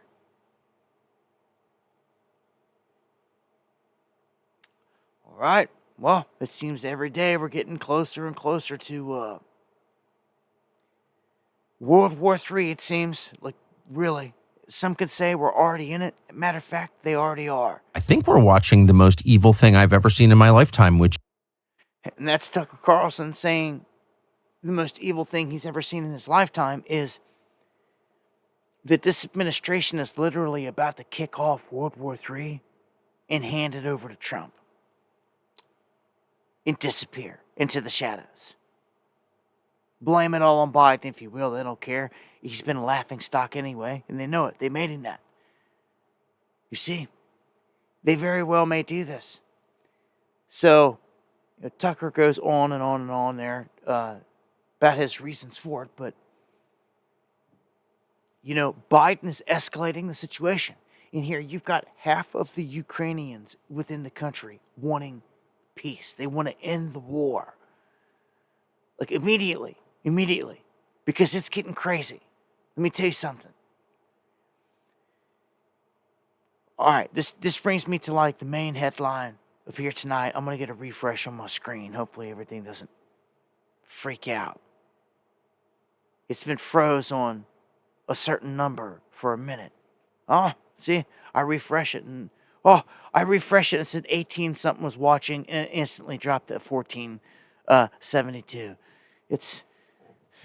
I tell you, YouTube's the only place where people come in to watch and, like, just in a single second, they'll drop off hundreds. Literally, it's insane. But look, now that we're refreshed, and I want to thank everyone that likes the video here and shares it. It's appreciated more than you know, and drops comments afterwards. Anything that you can do to help get us in the algorithm out there that's stacked against us. But we've got more warnings coming out of Russia, and we've got more than that. We have got the rolling out of brand new weaponry. And let me tell you something. This is sick. This is insane. Okay? Russia has just dropped a weapon that nobody can stop. No one can stop it. It's unstoppable. The only thing that you could try to stop it with is another hypersonic. That's iffy. No Iron Dome or anything is going to stop this. The missiles you see Iran and Israel shooting back and forth are like caveman missiles compared to what Russia has just dropped. I warned you that they had this. They've tested them. The whole world knew it wasn't a secret. But man, they've just used them in a war front for the first time, and I'm going to show you this. We're going to look at this footage from a couple different angles. Vladimir Putin has just stated that when you use this brand new long-range weaponry, these brand new weapons that they just dropped, that the end result is the same thing that you would get by using tactical nukes. You don't need the nukes, is what he's telling you with these things. They've got, I don't even know what kind of warheads they've got on them, but dude, these things rain down like a laser beam.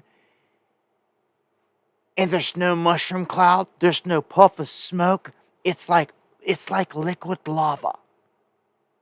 It is like liquid lava zapping the ground, and it's it. That's it. There's no mushroom cloud. There's no smoke plume. There's no nothing. It's just zip, zip, zip, zip, zip, zip, zip, zip, zip, zip.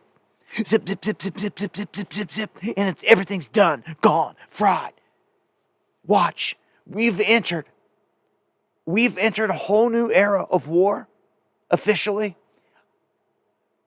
The moment, and I told you, Medvedev keeps putting warnings out. Here he is again on social media. People are like, well, Putin, no. Well, it's not always just Putin. You've got to listen to all these guys that are out of Russia. This dude's been saying it. He's been running his mouth, saying if you want it, we're going to give it to you. We're going to give it to you. People are like, Putin didn't say that. Putin, who cares? No, Putin didn't say it. Medvedev said it. He's their defense minister. And look what he's just now saying. Said, you wanted it? Well, you damn well got it. He's sitting there running his mouth after dropping these bombs, dude.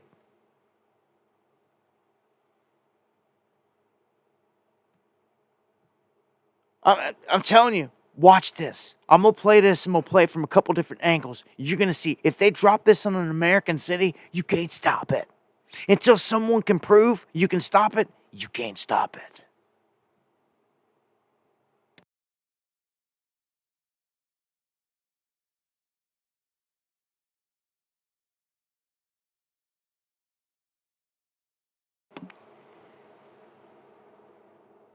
Oh, it didn't look like much, did it? Did not look like much, did it? That is the insane thing about it.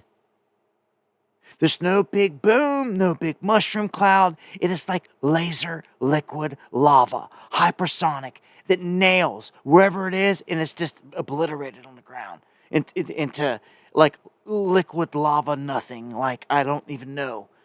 I don't know what warheads they got on it, but my gosh, this is crazy. Look at these weapons again. And look how they're falling. Boom, boom.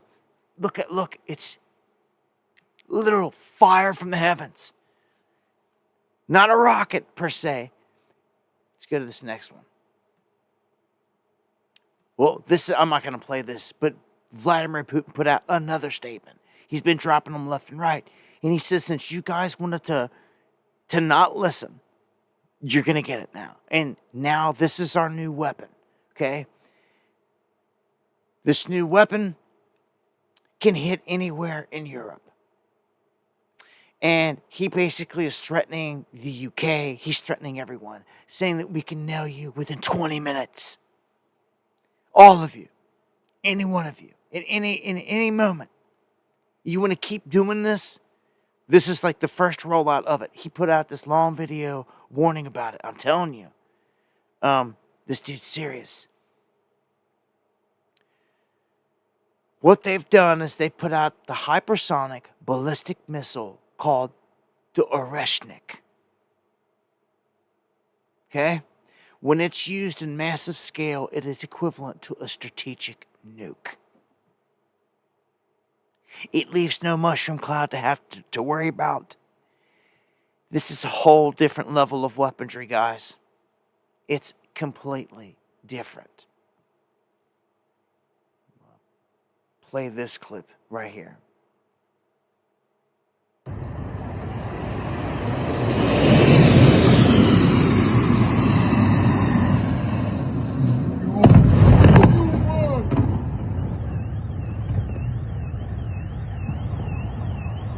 Завод.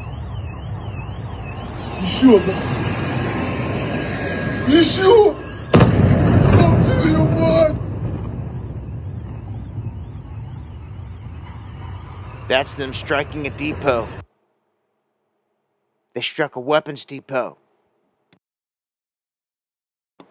And again, here, this was like a clear clip. You can see these balls of fire, like this raining down, these beams of fire.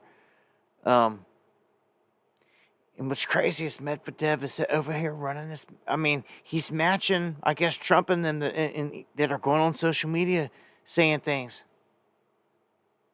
Look at that. Look at the way it's hitting. Look at that. It's just...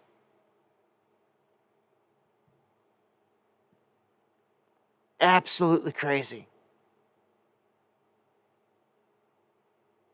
Yeah. Coming to a city near you. They roll up a sub off the coast and they start launching these things. Satellite. Satellite. Is this a different shot? Weapons from satellite. They launch these things from satellite. It's done.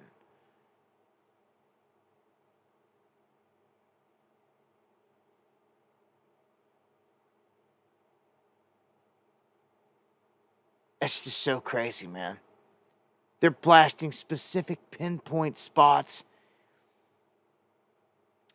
That's just crazy. And because it's not leaving a massive blast, I don't even think people are accepting it in their minds that it's doing damage. But it is. It's like liquefying the places. Brand new weaponry. Again, I just showed it to you. And now Russia is saying that a U.S. missile defense base in Poland is a priority strike target. So now that we're striking them there, it's like anything's game. So Poland is like front and center. They could get struck. Like we're in World War. I'm telling you. Comrade, thank you for the super chat and the support. Christ is with me. Yes, be not afraid. It says to be not afraid 365 times in the Bible, at least. Once for every day. That's pretty crazy, huh? That many times to be not afraid, to fear not. Right? So that's very important. Because someone wants to feed off the energy, I'm convinced of it. And you can't give it to them. All of this is about energy harvesting in the end. All the way down to you. Your soul. Essence is energy. Sure is. So, if Poland gets hit, not a surprise. And Zelensky finally admitting they will never recover and regain Crimea ever by force. It would literally, the only way that they would ever get it is the same way that they got it last time. People just don't know their history, I guess. That Russia gifted it to the area because everything was peaceful back then.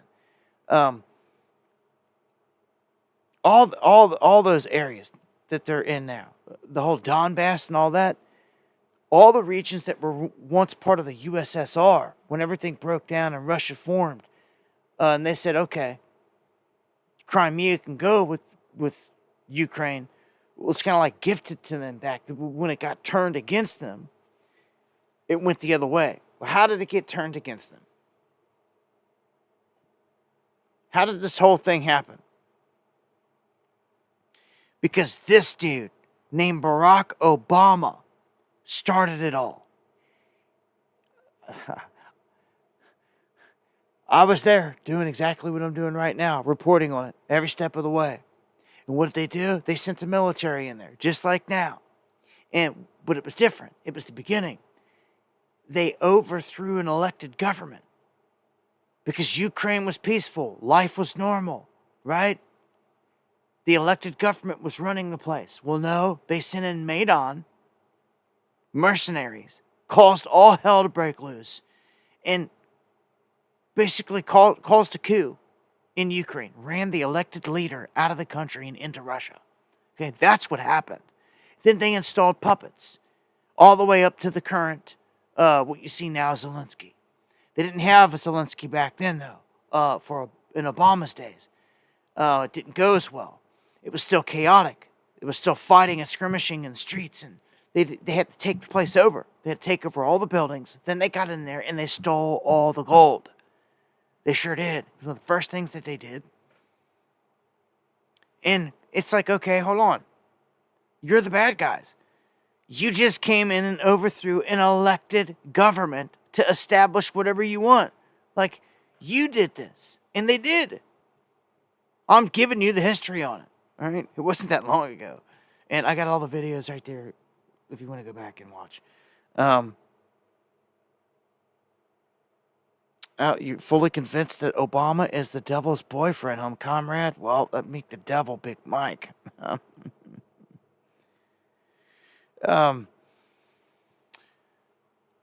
He's full-blown part of it. His acceptance speech and all that, we played it in reverse back in 2012, 2013, and he was saying hell to the Pharaoh Zeus in it. The fallen. See, that's when I started really becoming aware and awake of all this and how real it was.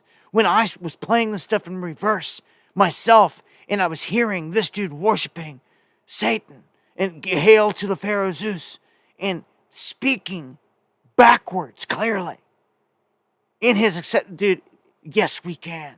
Yes we can. They kept chanting. Oh my gosh. Dude, it's so demonic. Dude. Yeah, that peeled my cat back. And then, fast forward to today, he's been in the background the whole time, in the basement, in the earpiece of Biden this whole time. As you see on the screen, this is Obama's Ukraine cover-up. Well, they full throttled it. Yeah, he's been there the whole time, behind send this check, that check, launder it. He's been behind it all.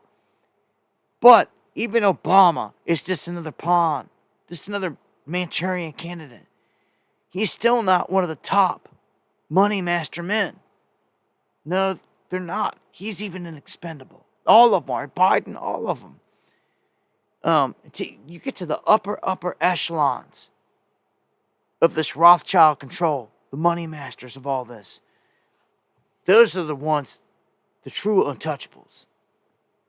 Calling these shots. The people that are never mentioned. You never hear their name. It's like forbidden. Anyhow. Keep it going here. We got Bet David nailing it here real quick. On Obama, and it's true. Obama was just caught doing all kinds of things. Lying. Spreading massive lies, dogging his own race out, all these things. But now he can just shut his mouth like forever. You would hope and think. The number one loser, you know who it is? Barack Obama. Do you know why? Because his voice doesn't carry weight anymore. He was out there begging, screaming, scolding, everything he did. He no longer carries that weight. Imagine Barack Obama, every day he goes to sleep, he remembers that one dinner that he's talking shit to Trump. saying you'll never be president, when he did the angry tweets and all this stuff on Jimmy Kimmel or Jimmy Fallon, and he reads the Trump tweet at him, talking shit about him, he says, at least you'll never be a president, drops the mic. President Obama will go down as perhaps the worst president in the history of the United States! Exclamation point at real Donald Trump. Well, at real Donald Trump, at least I will go down as a president. Obama has to eat his words for the rest of his life. It's gotta suck. The number one loser of 2024 election. The United States! Exclamation point at real Donald Trump. Well, at real Donald Trump, at least I will go down as a president. Obama has to eat his words for the rest of his life. It's gotta suck. The number one loser of 2024 election. I mean, I played it twice there for you. Obama did say that. It's on film. We live in a day and age and an era where all this is, it's captured for all of history. All this data, all this stuff. He can't take it back. And things are changing. Things work today that didn't before. Things that worked before years ago don't work now. Things change. People awaken. And as much as I sit here and I'm telling you and I'm talking about, we've got masses out there that are like brainwashed or in sheep and all this stuff, or just follow the crowd. There is an awakening tied to that. Okay? The awakening itself, if it's ever really going to be, it may be one that just happens how it happens. It may not happen in one day, ever. But a collective thing, as we've got information at our fingertips every day, as people are constantly absorbing all this. We live in a time where there's more information flowing in data right now that you could sit there scrolling on your phone till you fall asleep at night. Every night. You understand? There's that much information flowing constantly. Every day. All day. It's nonstop. And it's just accelerated. And I believe that helps feed into why it feels like time's flying. Right? You guys feel that way? Because I know I do. I feel like time's just flying. I remember years ago my dad said it. And then as I got older, I never forgot it. We even talked about it here recently. And he's like, he's always like, wait till you're... And I'm like, I don't even want to... Because I think the first time he said it, he was the age where I'm at now. And it stuck with me the whole time. And 20-some years later, it's just crazy. Time's flying. Time is flying. This year flew by, did it not, guys? 2024 in the rear view, pretty much. I mean, we're about to have Thanksgiving and Christmas. Then it's in the books. I mean, literally. This whole thing's been a blur to me. I haven't done nothing major in years. I haven't dream of a vacation or dream of doing this or that, but it's just been to the grindstone. I don't know, man. This whole thing with global war, I really feel that if they get it their way and they spark it, you don't give Trump much of an excuse when he's walking into World War III. I mean, it's what Tucker was just saying. It's what a lot of people are saying. I told you, I personally feel we are in World War III. You know, when you're seeing all these countries involved and the height of where it's at, it's different than before. The brand new weapons being rolled out. When you've got separate countries coming together, I mean, that's World War. Backing each other. You've got North Korean troops being sent to Russia and into Ukraine and all this stuff. Dude, this is World War. And I don't know. Look here. Russia is the biggest threat, says the West, or the Brits, right? The Brits say this. UK. Shout out to my British cats out there. Well, your government, should I say. Well, you know, if Russia nukes the Brits, or anything. It's the everyday citizens that are going to get hit. Just like here in the United States, if Russia hits one of our cities, it's going to be everyday people that get it. So what happens here? The UK inks a deal with Moldova. Where's Moldova sit? Moldova sits right to the west of Ukraine. It touches it. It's very small, maybe like an eighth of the size or something of Ukraine. Sits right to the in the left side of it and is connected to it. And I told you before, if there was another place that's predicted to pop off and go crazy and become chaotic, it's Moldova. And I find it odd that this is the place that they're doing this.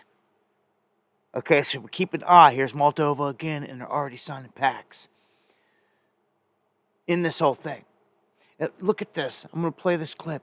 This is a quick 28-second clip, and this is Russia in their media releasing a new graphic showing where this new missile can hit all the major cities in Europe and how long it will take to get there. And I'm telling you, it's not long at all.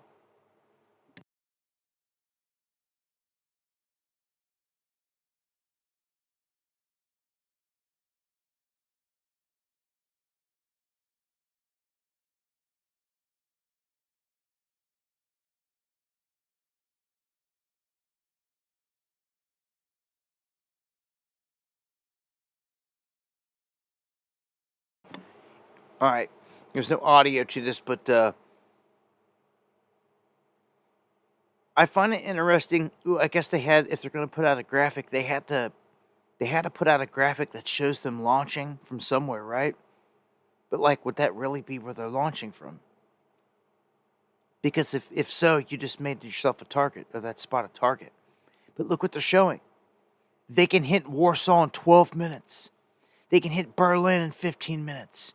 They can hit Paris and London in 20 minutes with these brand new missiles. They launch them, it's done. Trust no one. Says thank you for the truth. Thank you for the super chat. I appreciate it more than you know.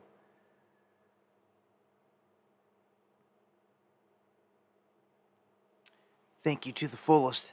But that just shows you, man, this Oreshnik missile, hypersonic missile, is no joke. And it's a game changer. We have nothing, there's no video proof, there's no nothing that can show any evidence that anyone has what it takes to stop this. I showed you what the footage looked like with this thing raining down. It's like lightning. It's like individual lightning strikes coming down in big balls, just incinerating whatever it hits, like lava.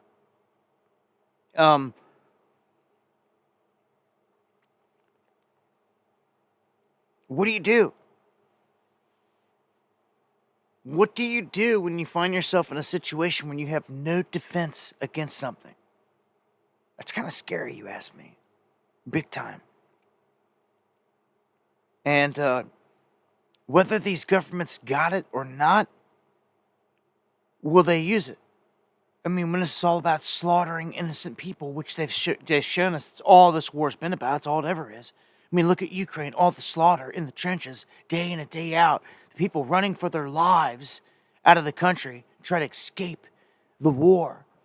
But yet they're just sending people in there as cannon fodder.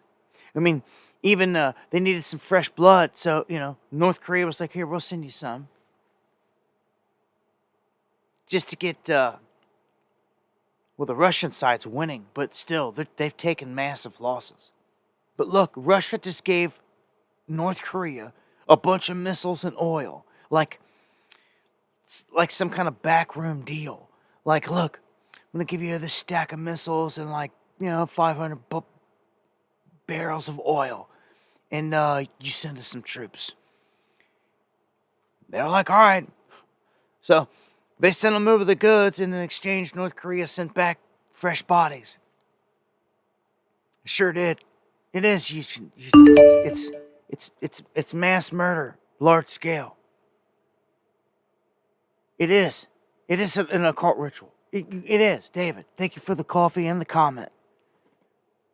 It is. It is exactly that. World War III is one massive occult ritual.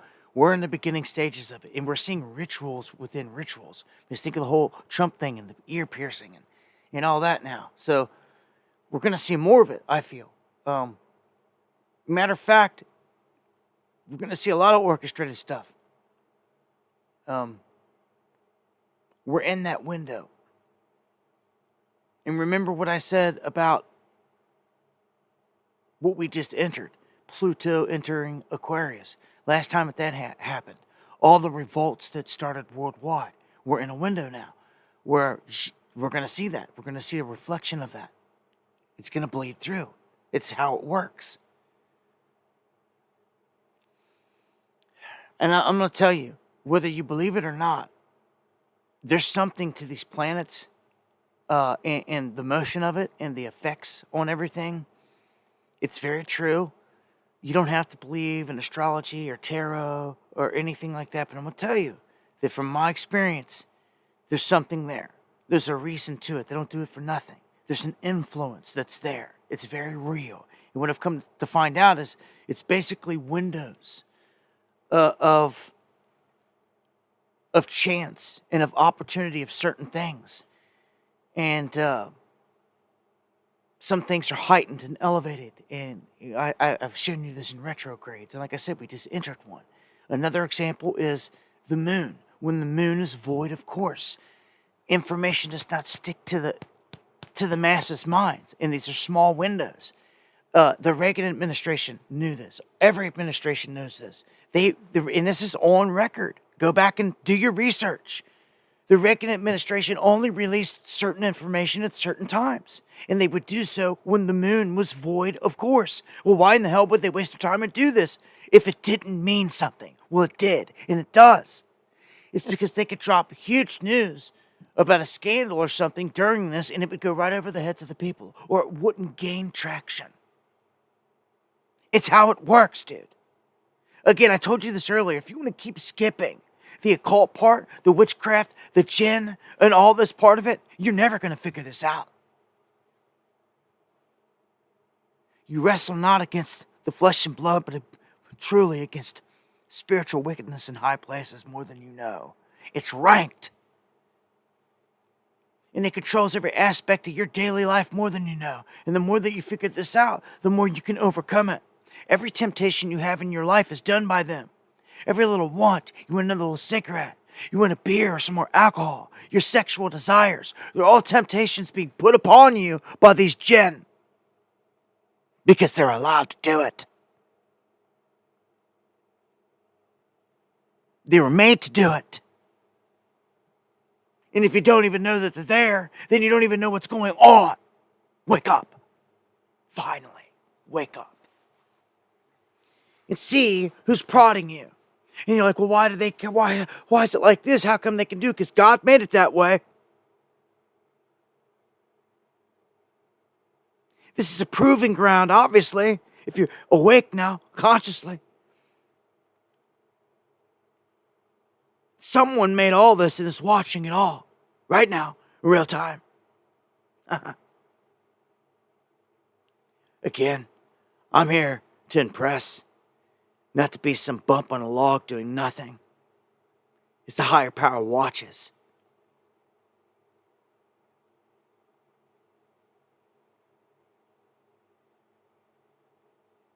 Yeah, that silence is for all of you that do nothing.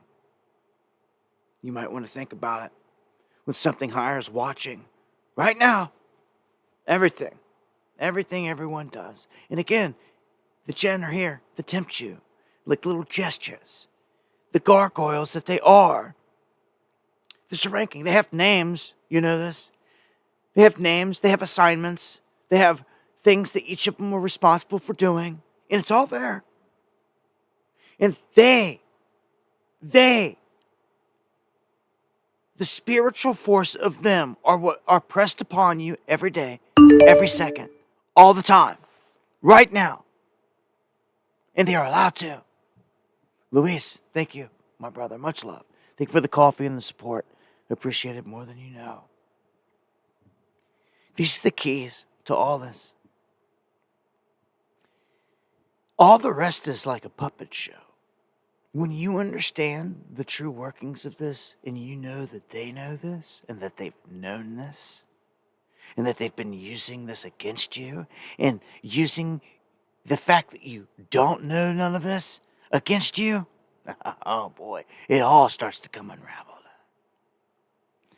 Then you can't fall back into the left, right, anything, political anything. You know this is way beyond this.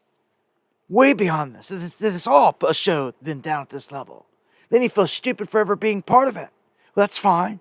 You gotta awaken at some point and feel, well, dummy for thinking that, but well, at least you figured it out.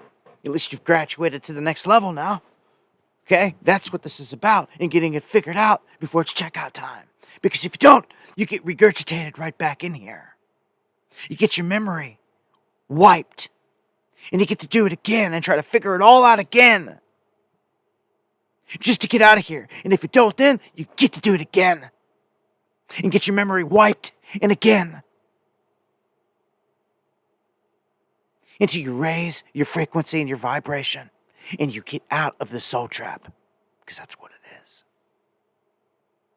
You will stay here again and again. And I said it before. You're born into amniotic fluid, a sac.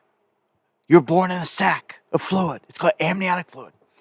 Amnesia fluid is what it is. That's why it's called amnesia, amniotic. You're by design brought back in here so you don't remember any other life that you had or anything else. Again and again.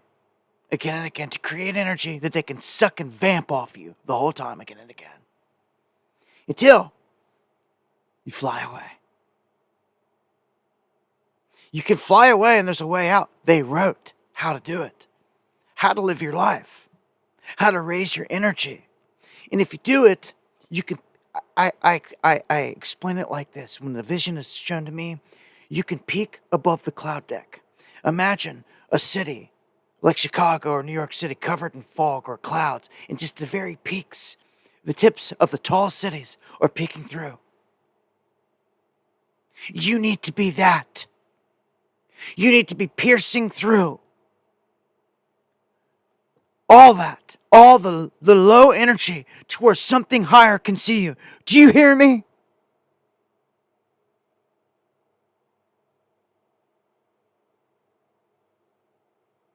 You need to be a beacon of light that they see.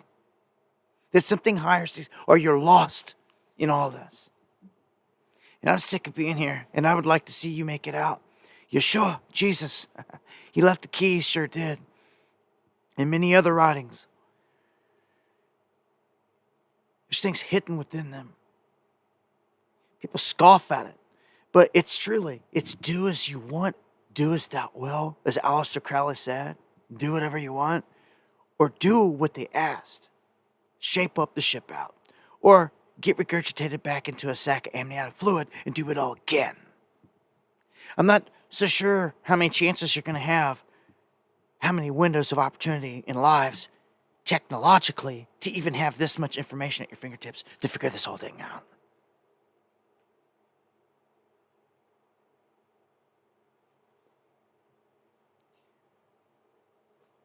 You better get with it. You know, I remember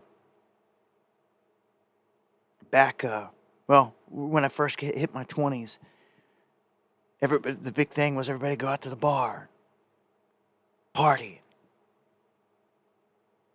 all that, right?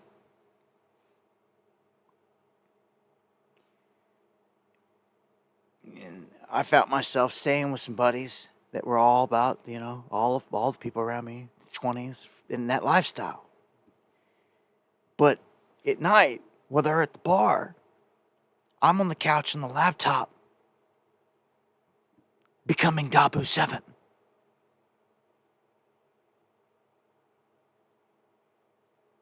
Digging, studying,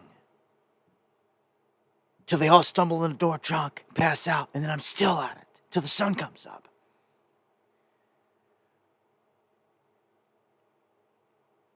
Getting the knowledge while it's there, digging, and digging, and digging, and digging, and digging, and digging, and not stopping. See, if you really want it, you can get it. That's what I'm saying. Right now, the censorship is greater than ever right now, but the information flow is greater than ever. To tap into it, it's even greater than it was in the time that I was explaining to you. What I'm trying to say is, like, that needs to be some of you out there right now. I'm telling you, you need to, every ounce of everything that you've got should be about figuring this thing out and nothing else. And then once you do start to figure the way out, you want to help others get out. And then you realize that, well, it's all part of fighting the fight, the good fight. That's the good fight. That's fighting the good fight, as I see it. It's all knowledge, right? Magic isn't even fully magic. Most of the time, it's just science that you didn't realize that was a science that you just were never taught. I've learned that as well. A lot of the illusion we're hit with is because of that.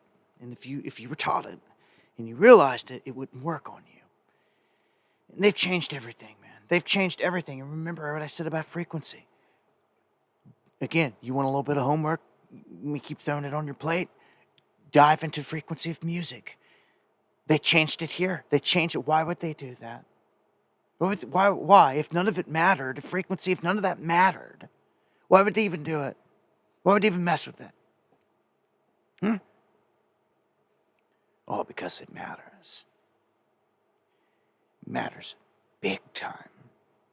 And see, when you figure this out, and you see that they've gone through great lengths to even the music you listen to every day through your radio has been deceptively changed from its original God-felt frequency, man, you realize you've been duped. You're constantly being duped. They've created a false web.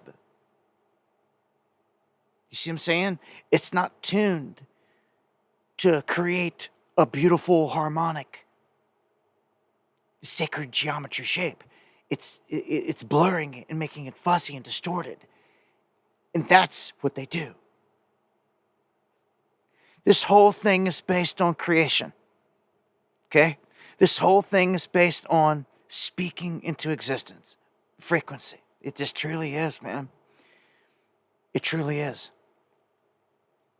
Your Bible tells you this. Baby steps, man. Baby steps, but it tells you this now. Look back and you can see that it told you God spoke everything into existence. So you can see that this Godhead spoke everything into existence. So here in this plane, we do the same thing. You're not per se taught this in school, but I'm telling you now, and your book told you this. When you gain the eyes to see, and you take a step back and you can see how all these things were laid out for like a kid or a caveman or a smaller intelligence to figure out. You see beyond it. So many things are simple when I look at them, but people don't do it. You're told how to live, how to eat, how to do all these things, and you'd probably live a fabulous life. But most people don't do it. They eat what they want to eat, drink what they want to drink, do what they want to do. They do not heed the sign. Therefore, they get what they get. Remember, you speak everything. Let there be light. God spoke it into existence. Don't cuss yourself. Try those things. Instead of saying, GD, damn it. Say bless it. I've had to make these adjustments in my life, and I'm telling you, they make a difference. It makes all the world of a difference. It really does. Every single thing. Imagine you are a creator. So get to creating righteously. Speak it into existence. It can happen. you want it, go after it. I'm telling you. But it's a vice versa thing too. Like, you can sit there, people don't know it all the time. They're sitting there cussing, having a bad day, and they're just digging their ditch deeper because they're damning themselves. They're constantly they're damning it constantly. You have a power, man. You've never been taught or told. Actually, you have been taught if you're a true believer. Yeah, they call it spelling for a reason. Ava, angel, right on the money. Yeah. You guys get it. I know I'm preaching to the choir about some of this, but for all you newbies rolling in, just now hearing it for the first time, yeah. I'm going to keep it put here. We're 11:30, running late here. I'm going to try to knock out these last handful of articles here and wrap this up for the night.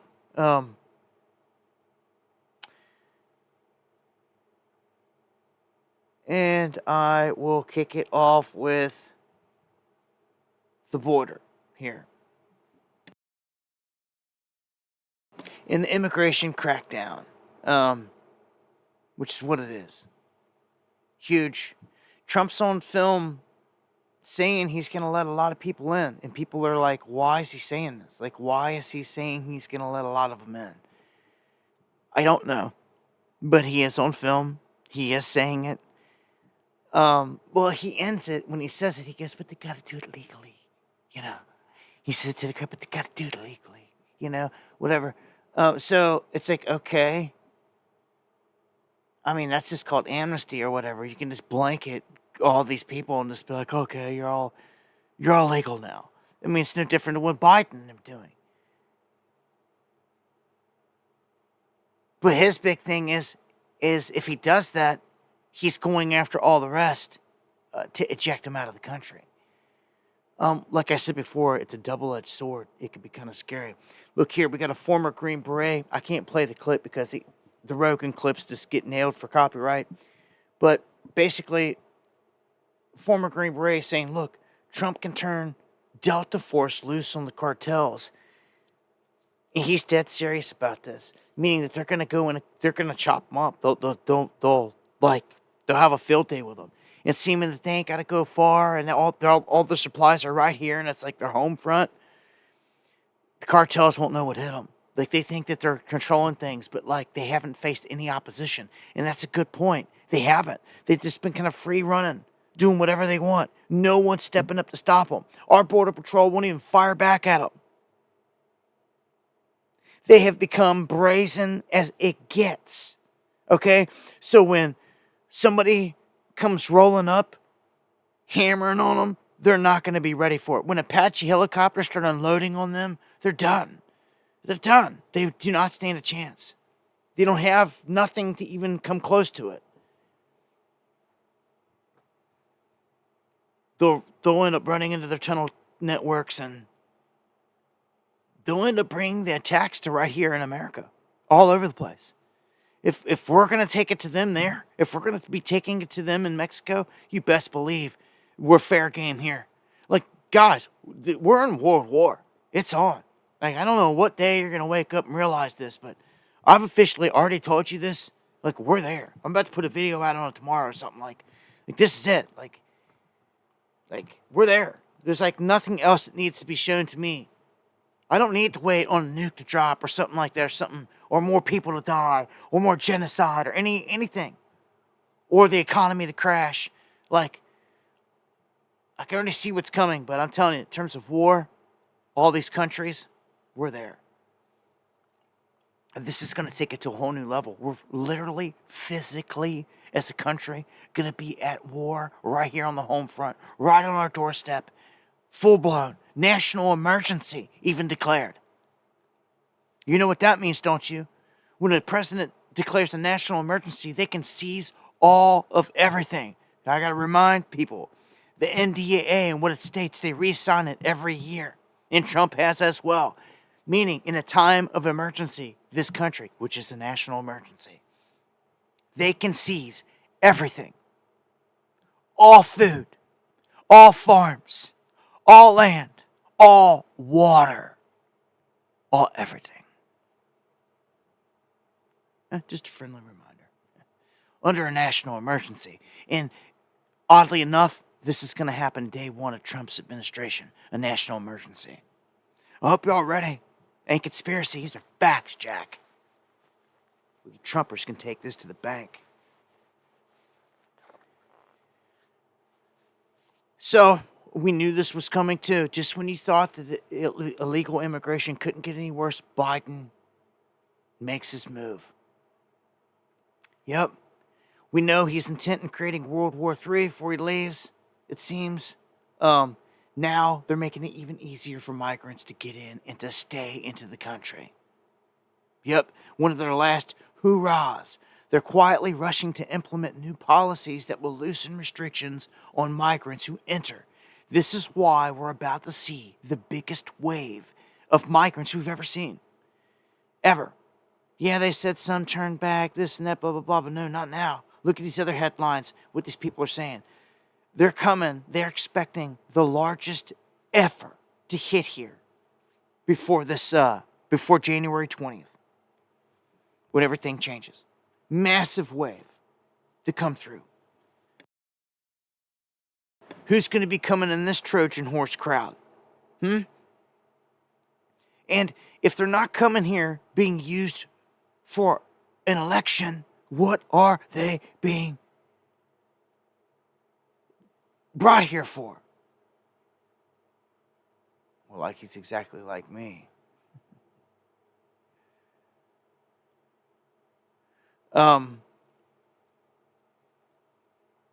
There we go.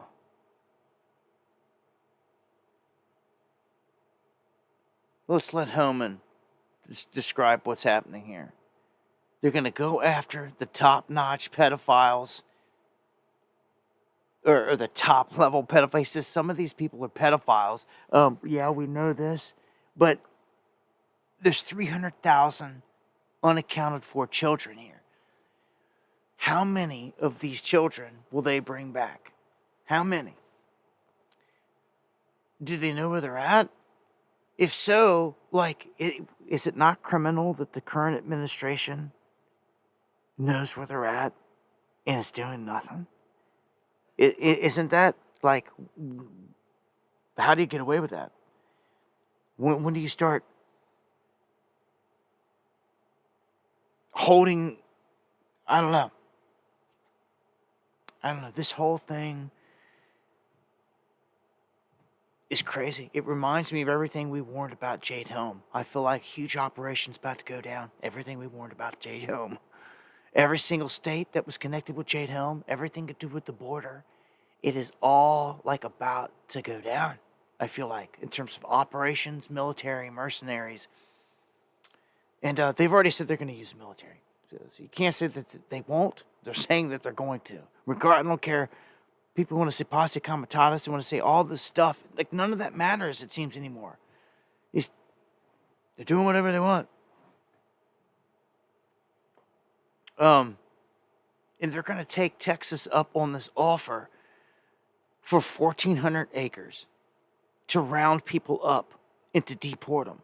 So there's going to be a huge staging ground. This becomes a target, if you ask me. I'll say it now for the record, down the road, if the place ever gets bombed, hit, attacked, something ran into it, whatever, flown into it, I don't know. This is a prime place for it, I can see. Especially right down there on the border. So 1,400 acres in Texas going to them for this. So you're going to have a whole bunch of people being corralled and held in this spot. I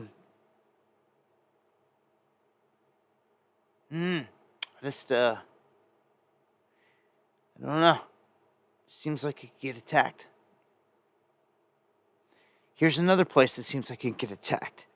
There's going to be friction. And it's because they're telegraphing it. The Denver mayor declares war on federal law. Now, a lot of these are, again, a double-edged sword, depending on how you take it here. He is vowing to use police and citizens to block deportation of illegal migrants.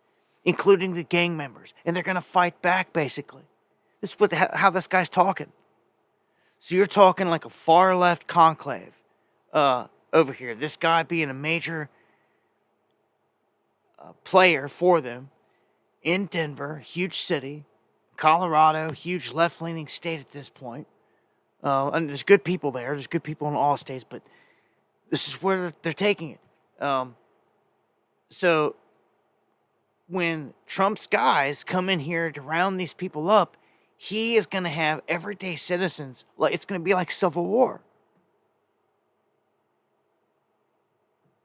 That's the backdrop of it. It's going to spark clashes in the street regardless. Yeah. So that's what you can expect to see. Now, I told you guys about how this murderer of Laken Riley got hit on charges. This Jose Antonio Ibarra, an illegal alien from Venezuela. He was convicted on all the counts, 10 counts, for the brutal murder of Laken Riley. Now, MSNBC is so far gone. And I don't have cable, so I can't tell you exactly. But from all the headlines, everything I see, the way that they lean and what they're doing, this title right here says enough. They say that they're defending the murderer. It's sick, saying he never stood a chance. They never cut him no breaks. You know, it's like he didn't deserve any. He kidnapped, raped, and murdered an innocent young woman.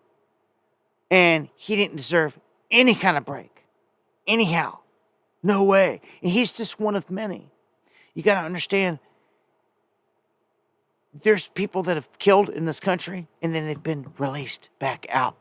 Okay? There are people that showed up at our border that our government knew they were killers. Bloody killers. And let them into this country. That is treason. That is, I mean, dude, so many crimes have been committed in the midst of all this. Like, so many heads should roll. I highly doubt they're going to, because it's all puppetry. I'm still waiting for Hillary to go to prison. But so many heads should roll. Like the whole Biden regime, Kamala for being the border czar and giving these orders. Yes, she should go down. But no, you don't hear no talk of that. You hear talk of them running her in this next presidency. All right. So why is Joe Scarborough petrified of like Matt Gaetz being Attorney General, or like just Trump getting in there, period? Why'd they show up down Mar-a-Lago and all this? Well, if you guys don't know, there was a suspicious death of one of his interns years ago. And it apparently has always been this kind of swept under the rug. And he is fearing, him and Mika are fearing that this is going to get brought back up and they're going to try to, and it's like, hold on. What are you fearing? Like, if you have no connection, what is there to fear? You are starting to look very freaking guilty. The same as J-Lo crying her eyes out up there and everything else. You're starting to look very guilty. Right out the gate. And that's just from like an investigator standpoint, observing it. He is. At all their moves. They went from Trump pastures to all of a sudden down there having a secret meeting with him, try to get in good, saying, oh, we'll do whatever it takes. And then you find out this. And it's like, okay, if she died some way, then she died some way. But like, you should not care at all or like be concerned like this unless you had a hand in something. Like, he's trying to say that you're going to bring it up and they're going to try to pin something on him. He's trying to say that Trump and them are going to use this whole intern death against them. It's like, man, like, I don't know. I would say, dude, if you did something like that, like a sacrifice, maybe you're geeking out, Joe. Maybe it's not the only skeletons in his closet. Who knows? But it seems that as the regime is changing, he's definitely made sure that he's down there brown nosing and kissing butt, and he's going to be Well, changing his tune. Big time. He has to. Look, I'm not the biggest fan of Bill O'Reilly, but in the end, this dude sees what's going on here, and he calls it out, and he says, look, you're all smoked. He's old. He's getting old. And you can see it and hear it in him, but he calls it real here. And, like, he sets Cuomo straight. Like, he checks them all. Like, look, I don't care. He's really an OG from that side. But I'll just play the piece so you can see what he has to say. Comcast said, you two, we're going to have to try to mend some cliche fences, and you two are going to go in there and you're going to try to tamp it down. Because Comcast knew the next day they were going to announce that MSNBC is vapor. That is a huge meteor story. Why is Enormous. it vapor? Just because they're There spinning is it no off more- and putting them in the... Well, they're spinning off a bunch There's of no brands. spin-off. Yeah, there is. It's a spin-off company. There's no spin-off. See, you buy the propaganda, Cuomo. Oh, okay. See what I mean about I'm just smart saying what's people? being reported. All right. But what do you know? Yeah, I know, but why would you believe what's being reported? You want the real story? Here Yes, it comes. please. So they're uncoupling their word, Comcast, MSNBC from NBC News. That means MSNBC has no resources at all. None. They're not going to be able to pay these people millions of dollars, Rachel Maddow, whatever she's making. NBC News is saying, we don't want you around. Why? Because NBC News' numbers, Lester Holt and the Today Show, are catastrophe because half the country equates NBC News with MSNBC and they won't watch. So NBC is desperately trying to save the mothership of information, and they have to throw MSNBC overboard. They're not putting anything into MSNBC. They want to sell it. So where's Georgie Soros now? Georgie's buying radio stations. You can get MSNBC for nothing. They'll give it to you. They don't want any more of this. Why? Because it's hateful. Not because it's so far left. The whole NBC Comcast hierarchy is far left. But it's hateful. They hate Trump. They hate people who vote for Trump. Everybody knows that. And you know what's next? The View. ABC News is going to have to cut ties with The View. And you saw that today or yesterday when Sunny Hostin had to read a legal statement in the middle of a segment. The lawyers get Whoopi Goldberg's ear and it said, we're bringing a statement in on a teleprompter. She reads it. So it is over for these far left networks. Done, never coming back. Dracula's stake in the heart. Who benefits? News Nation may. But I tell you who does. The richest man in the world. Whoopi is a critter. Oh, don't get me going, man. I could clown on The View. Well, I was about to cuss, call them the B word all day long. I could clown on them fools over there, but I thought that O'Reilly kind of hit it on the head there, though, and checked Steve and Cuomo there. And both of them just sat there, like had to sit there bobbling their head. He was right. It was a decoupling, MSNBC from NBC, the whole thing, and they just want to get rid of it. So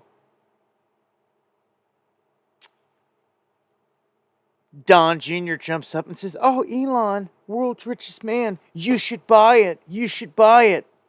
And he says, well, I might. So here we go. Almost like a checkmate. They wanted to buy InfoWars and The Onion and turn it into whatever. Elon, and I wondered this the whole time, if George Soros and them, and you just heard them, like, where's George Soros? If all these lesser billionaires can buy media outlets, then why don't you just get it done? Elon, like, why wouldn't you? But this is falling back into the illusion again, thinking that Elon's saving the day when he's not. He didn't save the day on no X, and I'm proof of it. Okay. And it's Mr. Neuralink in the back of your brain, Mr. Transhumanism. It's not the fix, let me tell you. But he'll play the masses and the sheep, and as many that will accept it, he sure will. He'll buy MSNBC. They'll say that it's censorship free. All kinds of people will flock over there, and they'll have them right where they want them. Right where they wanted them to flock to. So all this whole thing's been. When they were attacking social media before and breaking the whole thing down, they wanted everyone compartmentalized. Is what they wanted. They sure did. Which went before the whole Twitter thing. Before that solution came about where he just outright bought it. It was like, no, they had to do this, they had to do that. They had to create all these other little things. We had to go over here and we had to create a Rumble. We had to go over here and we had to create Gabs. We had to go over here and create Truth Socials. And we had to have everybody flock into these smaller little compartments, little echo chambers, which is what it was. And you don't reach the bigger audience that way. Never. And I think at a point, Elon realized this, and that acquiring Twitter and all this kind of, it was across the board. It was a good thing for him, and it was a good timing for him. And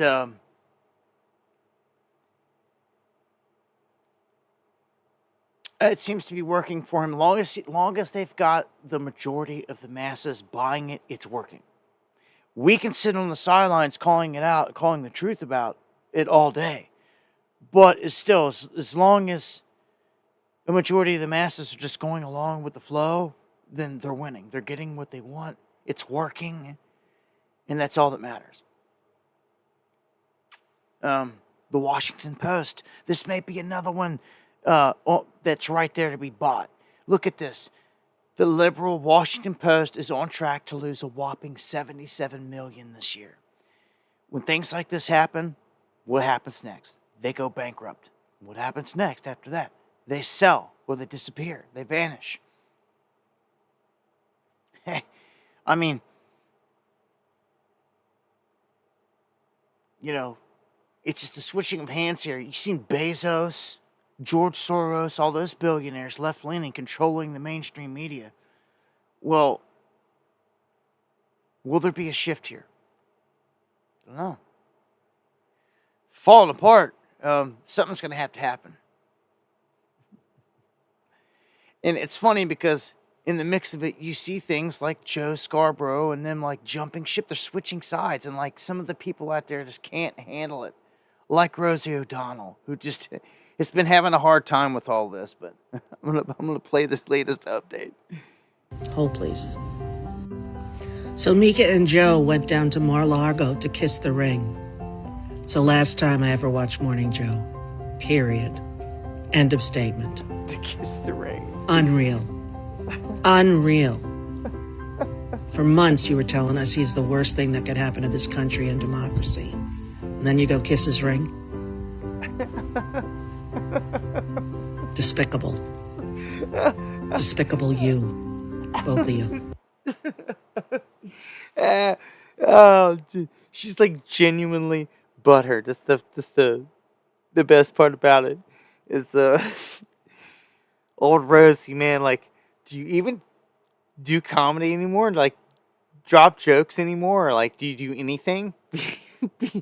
You're just one of these washed up people that sit on social media and like fucking lose it and like melt down. I don't know, maybe that's her form of comedy. Maybe it is. Maybe it's her form of comedy. I never stopped to think about it.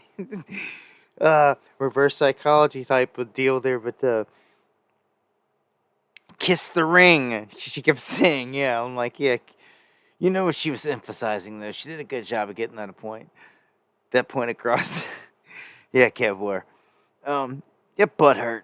Yeah, I gotta get my laughs in where I can.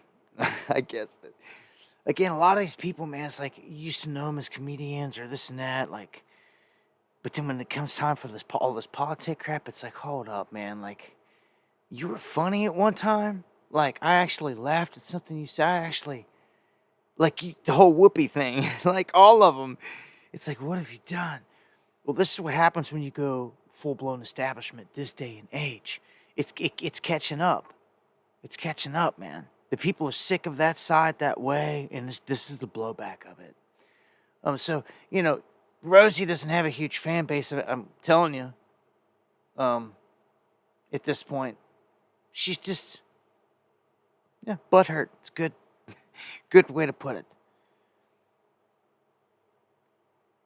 All right, just get some updates here on J6 real quick. The officer who killed Ashley Babbitt, his history coming out, and it needs to be. He had training problems, discipline problems, and all this, and I don't know why the guy's not charged with murder. That was the real murder that took place that I saw that day. Not just trying to play sides, politicize anything or nothing. That was the real murder that I saw that day. I saw an innocent woman get shot and killed in cold blood for doing nothing, right there live on the stream. She jumped up on the window that they were knocking out, that a guy actually took the glass out of and sat down on the ground. She jumped up in the window to get through, and dude shot her dead right through the chest. Rest in peace, Ashley Babbitt.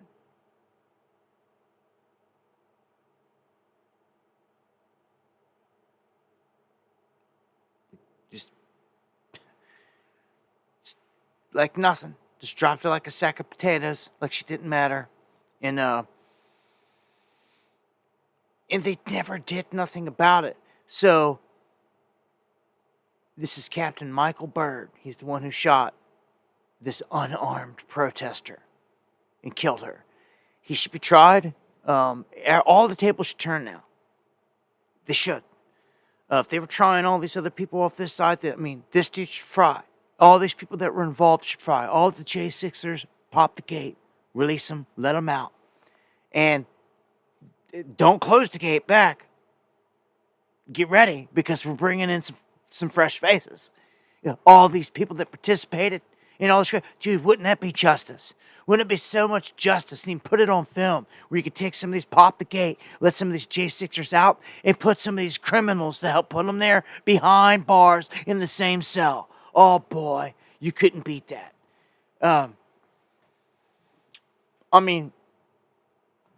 As much as this is theatrics and a puppet show, there's real people rotting in there. J6ers, like I said, Free Joe Biggs.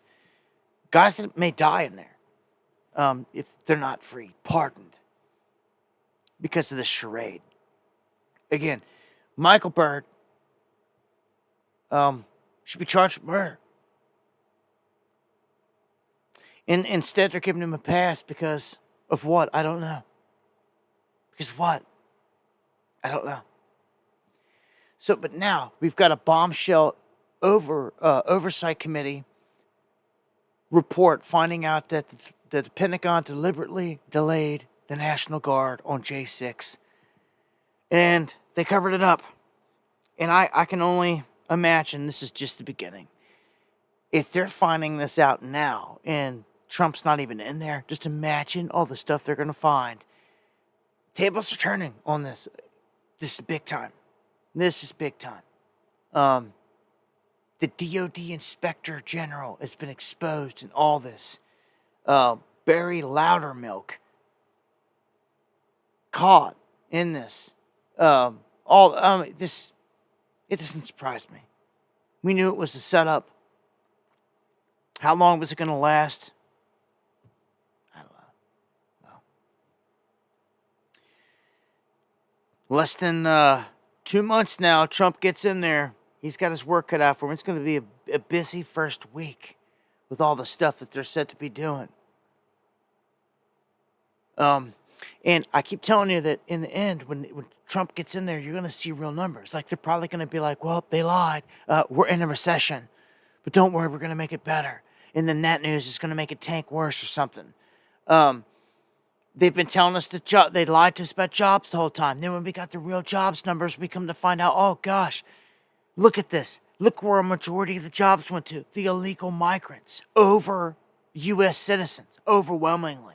Insane. So, now, death certificates. Because This is the chink in their armor. There are ways to bust them here. Death certificates reveal the FBI revised the murder stats and that they're still bogus. They tried to say the murder stats were down with a low number. They went and they did a count and basically called their bluff. They basically counted all the death certificates, pretty simple, and busted them lying. That easy. They get away with this simple of deception. If people just took the time to do some things right at face value, you could blow it apart. So they're caught right now. Right now, they're caught. On the clock, right now, busted. But is the Biden regime or anyone going to do anything about it? No, they are not. And it's crazy because Trump's just going to get in there and replace all these heads and all these positions. But the guys that did all this, Christopher Wray, the FBI and all that, they're just going to walk free. It's sick, man. Oh, and I'm going to end with this clip here tonight of a UFO or an orb caught on Fox 5 News chopper. You see, they don't mean to do these things. I caught one off of a news thing years ago. I've caught many. Matter of fact, I got strikes after I got pissed off and it went viral that I caught something just like this. But there's so much more common today. You're going to see an orb floating right on down to the sky right here. An incomplete environmental review prior to right launching there. the plan. Boom. That's one. That's it. That's one. That's an orb. Incomplete environmental review Here comes again. prior to launching Right the plan. there. Boom. Oh, yeah. An incomplete environmental review prior to. That is UAP. There's no telling who it is or what it is. There it was. I caught it in the frame. It even turned blue. Look. See it right there. It's got a bluish tint to it. Almost triangular. There it is again in that frame. Yeah. Look at it. Yeah, it's there. It come from way out there. Imagine being able to fly in one of these things. It'd be so much more fun than flying in a plane, a helicopter. You'd be free as a bird to go anywhere and everywhere that you wanted. Any speed, just zipping around. That is the tech that will change the game. It will change the world when it's rolled out. And then you won't see a car again. It'll be a thing of the past. Jetsons tech and all that. Yeah, right there. Yeah, just cruising along. As technology advances and as the days go by, man, more and more cameras up, you're going to see more and more of this. They've always been there. They've been there for years. Just catching a lot more attention now. The government talking a lot more about it. I don't see Trump declassifying a lot of this stuff. He tried to say he was going to declassify JFK. He didn't do it last time. He said it and he didn't do it. Okay? So that's like, dude, how can you even say it? 9/11, he said he was going to declassify. Oh, really? Really? You're going to tell the whole world and show how the Mossad was there and arrested, which we already know because it's on video and it's documented. Or are you going to sit there and try and play some crap that it was some Arab crap, which I bet he does. That means he's going to be dropping lies, if that's the case, releasing lies in terms of 9/11. He's definitely not going to expose the Mossad in Israel. He's definitely not. So it's like, what are you even going to do?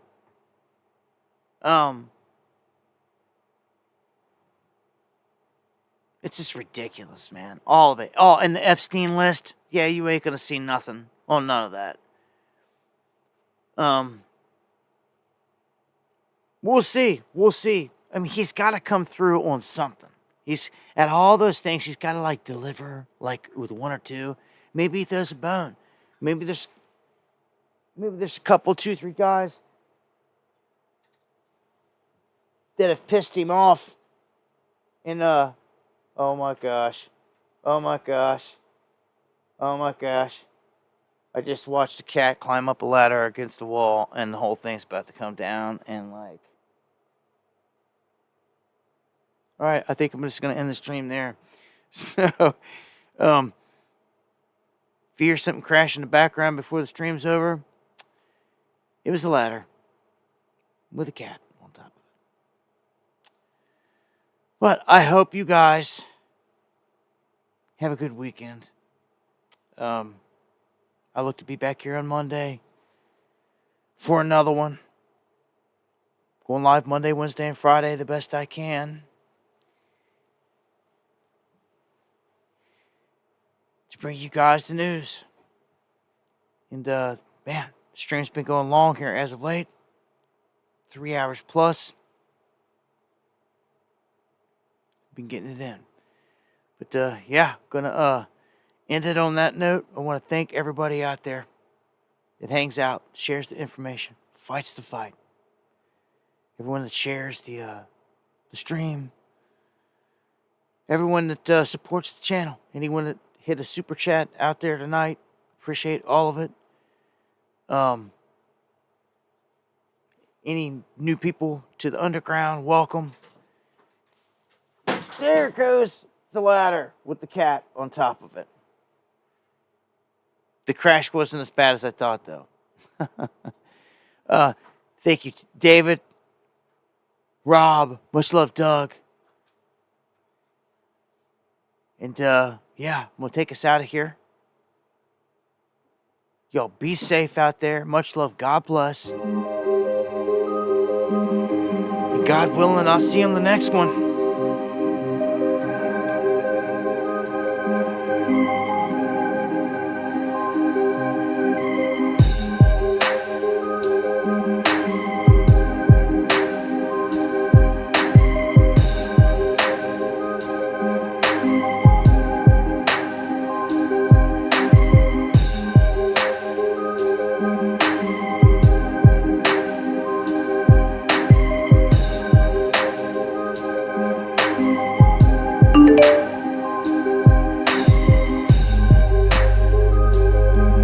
Man, can't stress enough how much it's appreciated, and I mean it when I say legendary. Much love.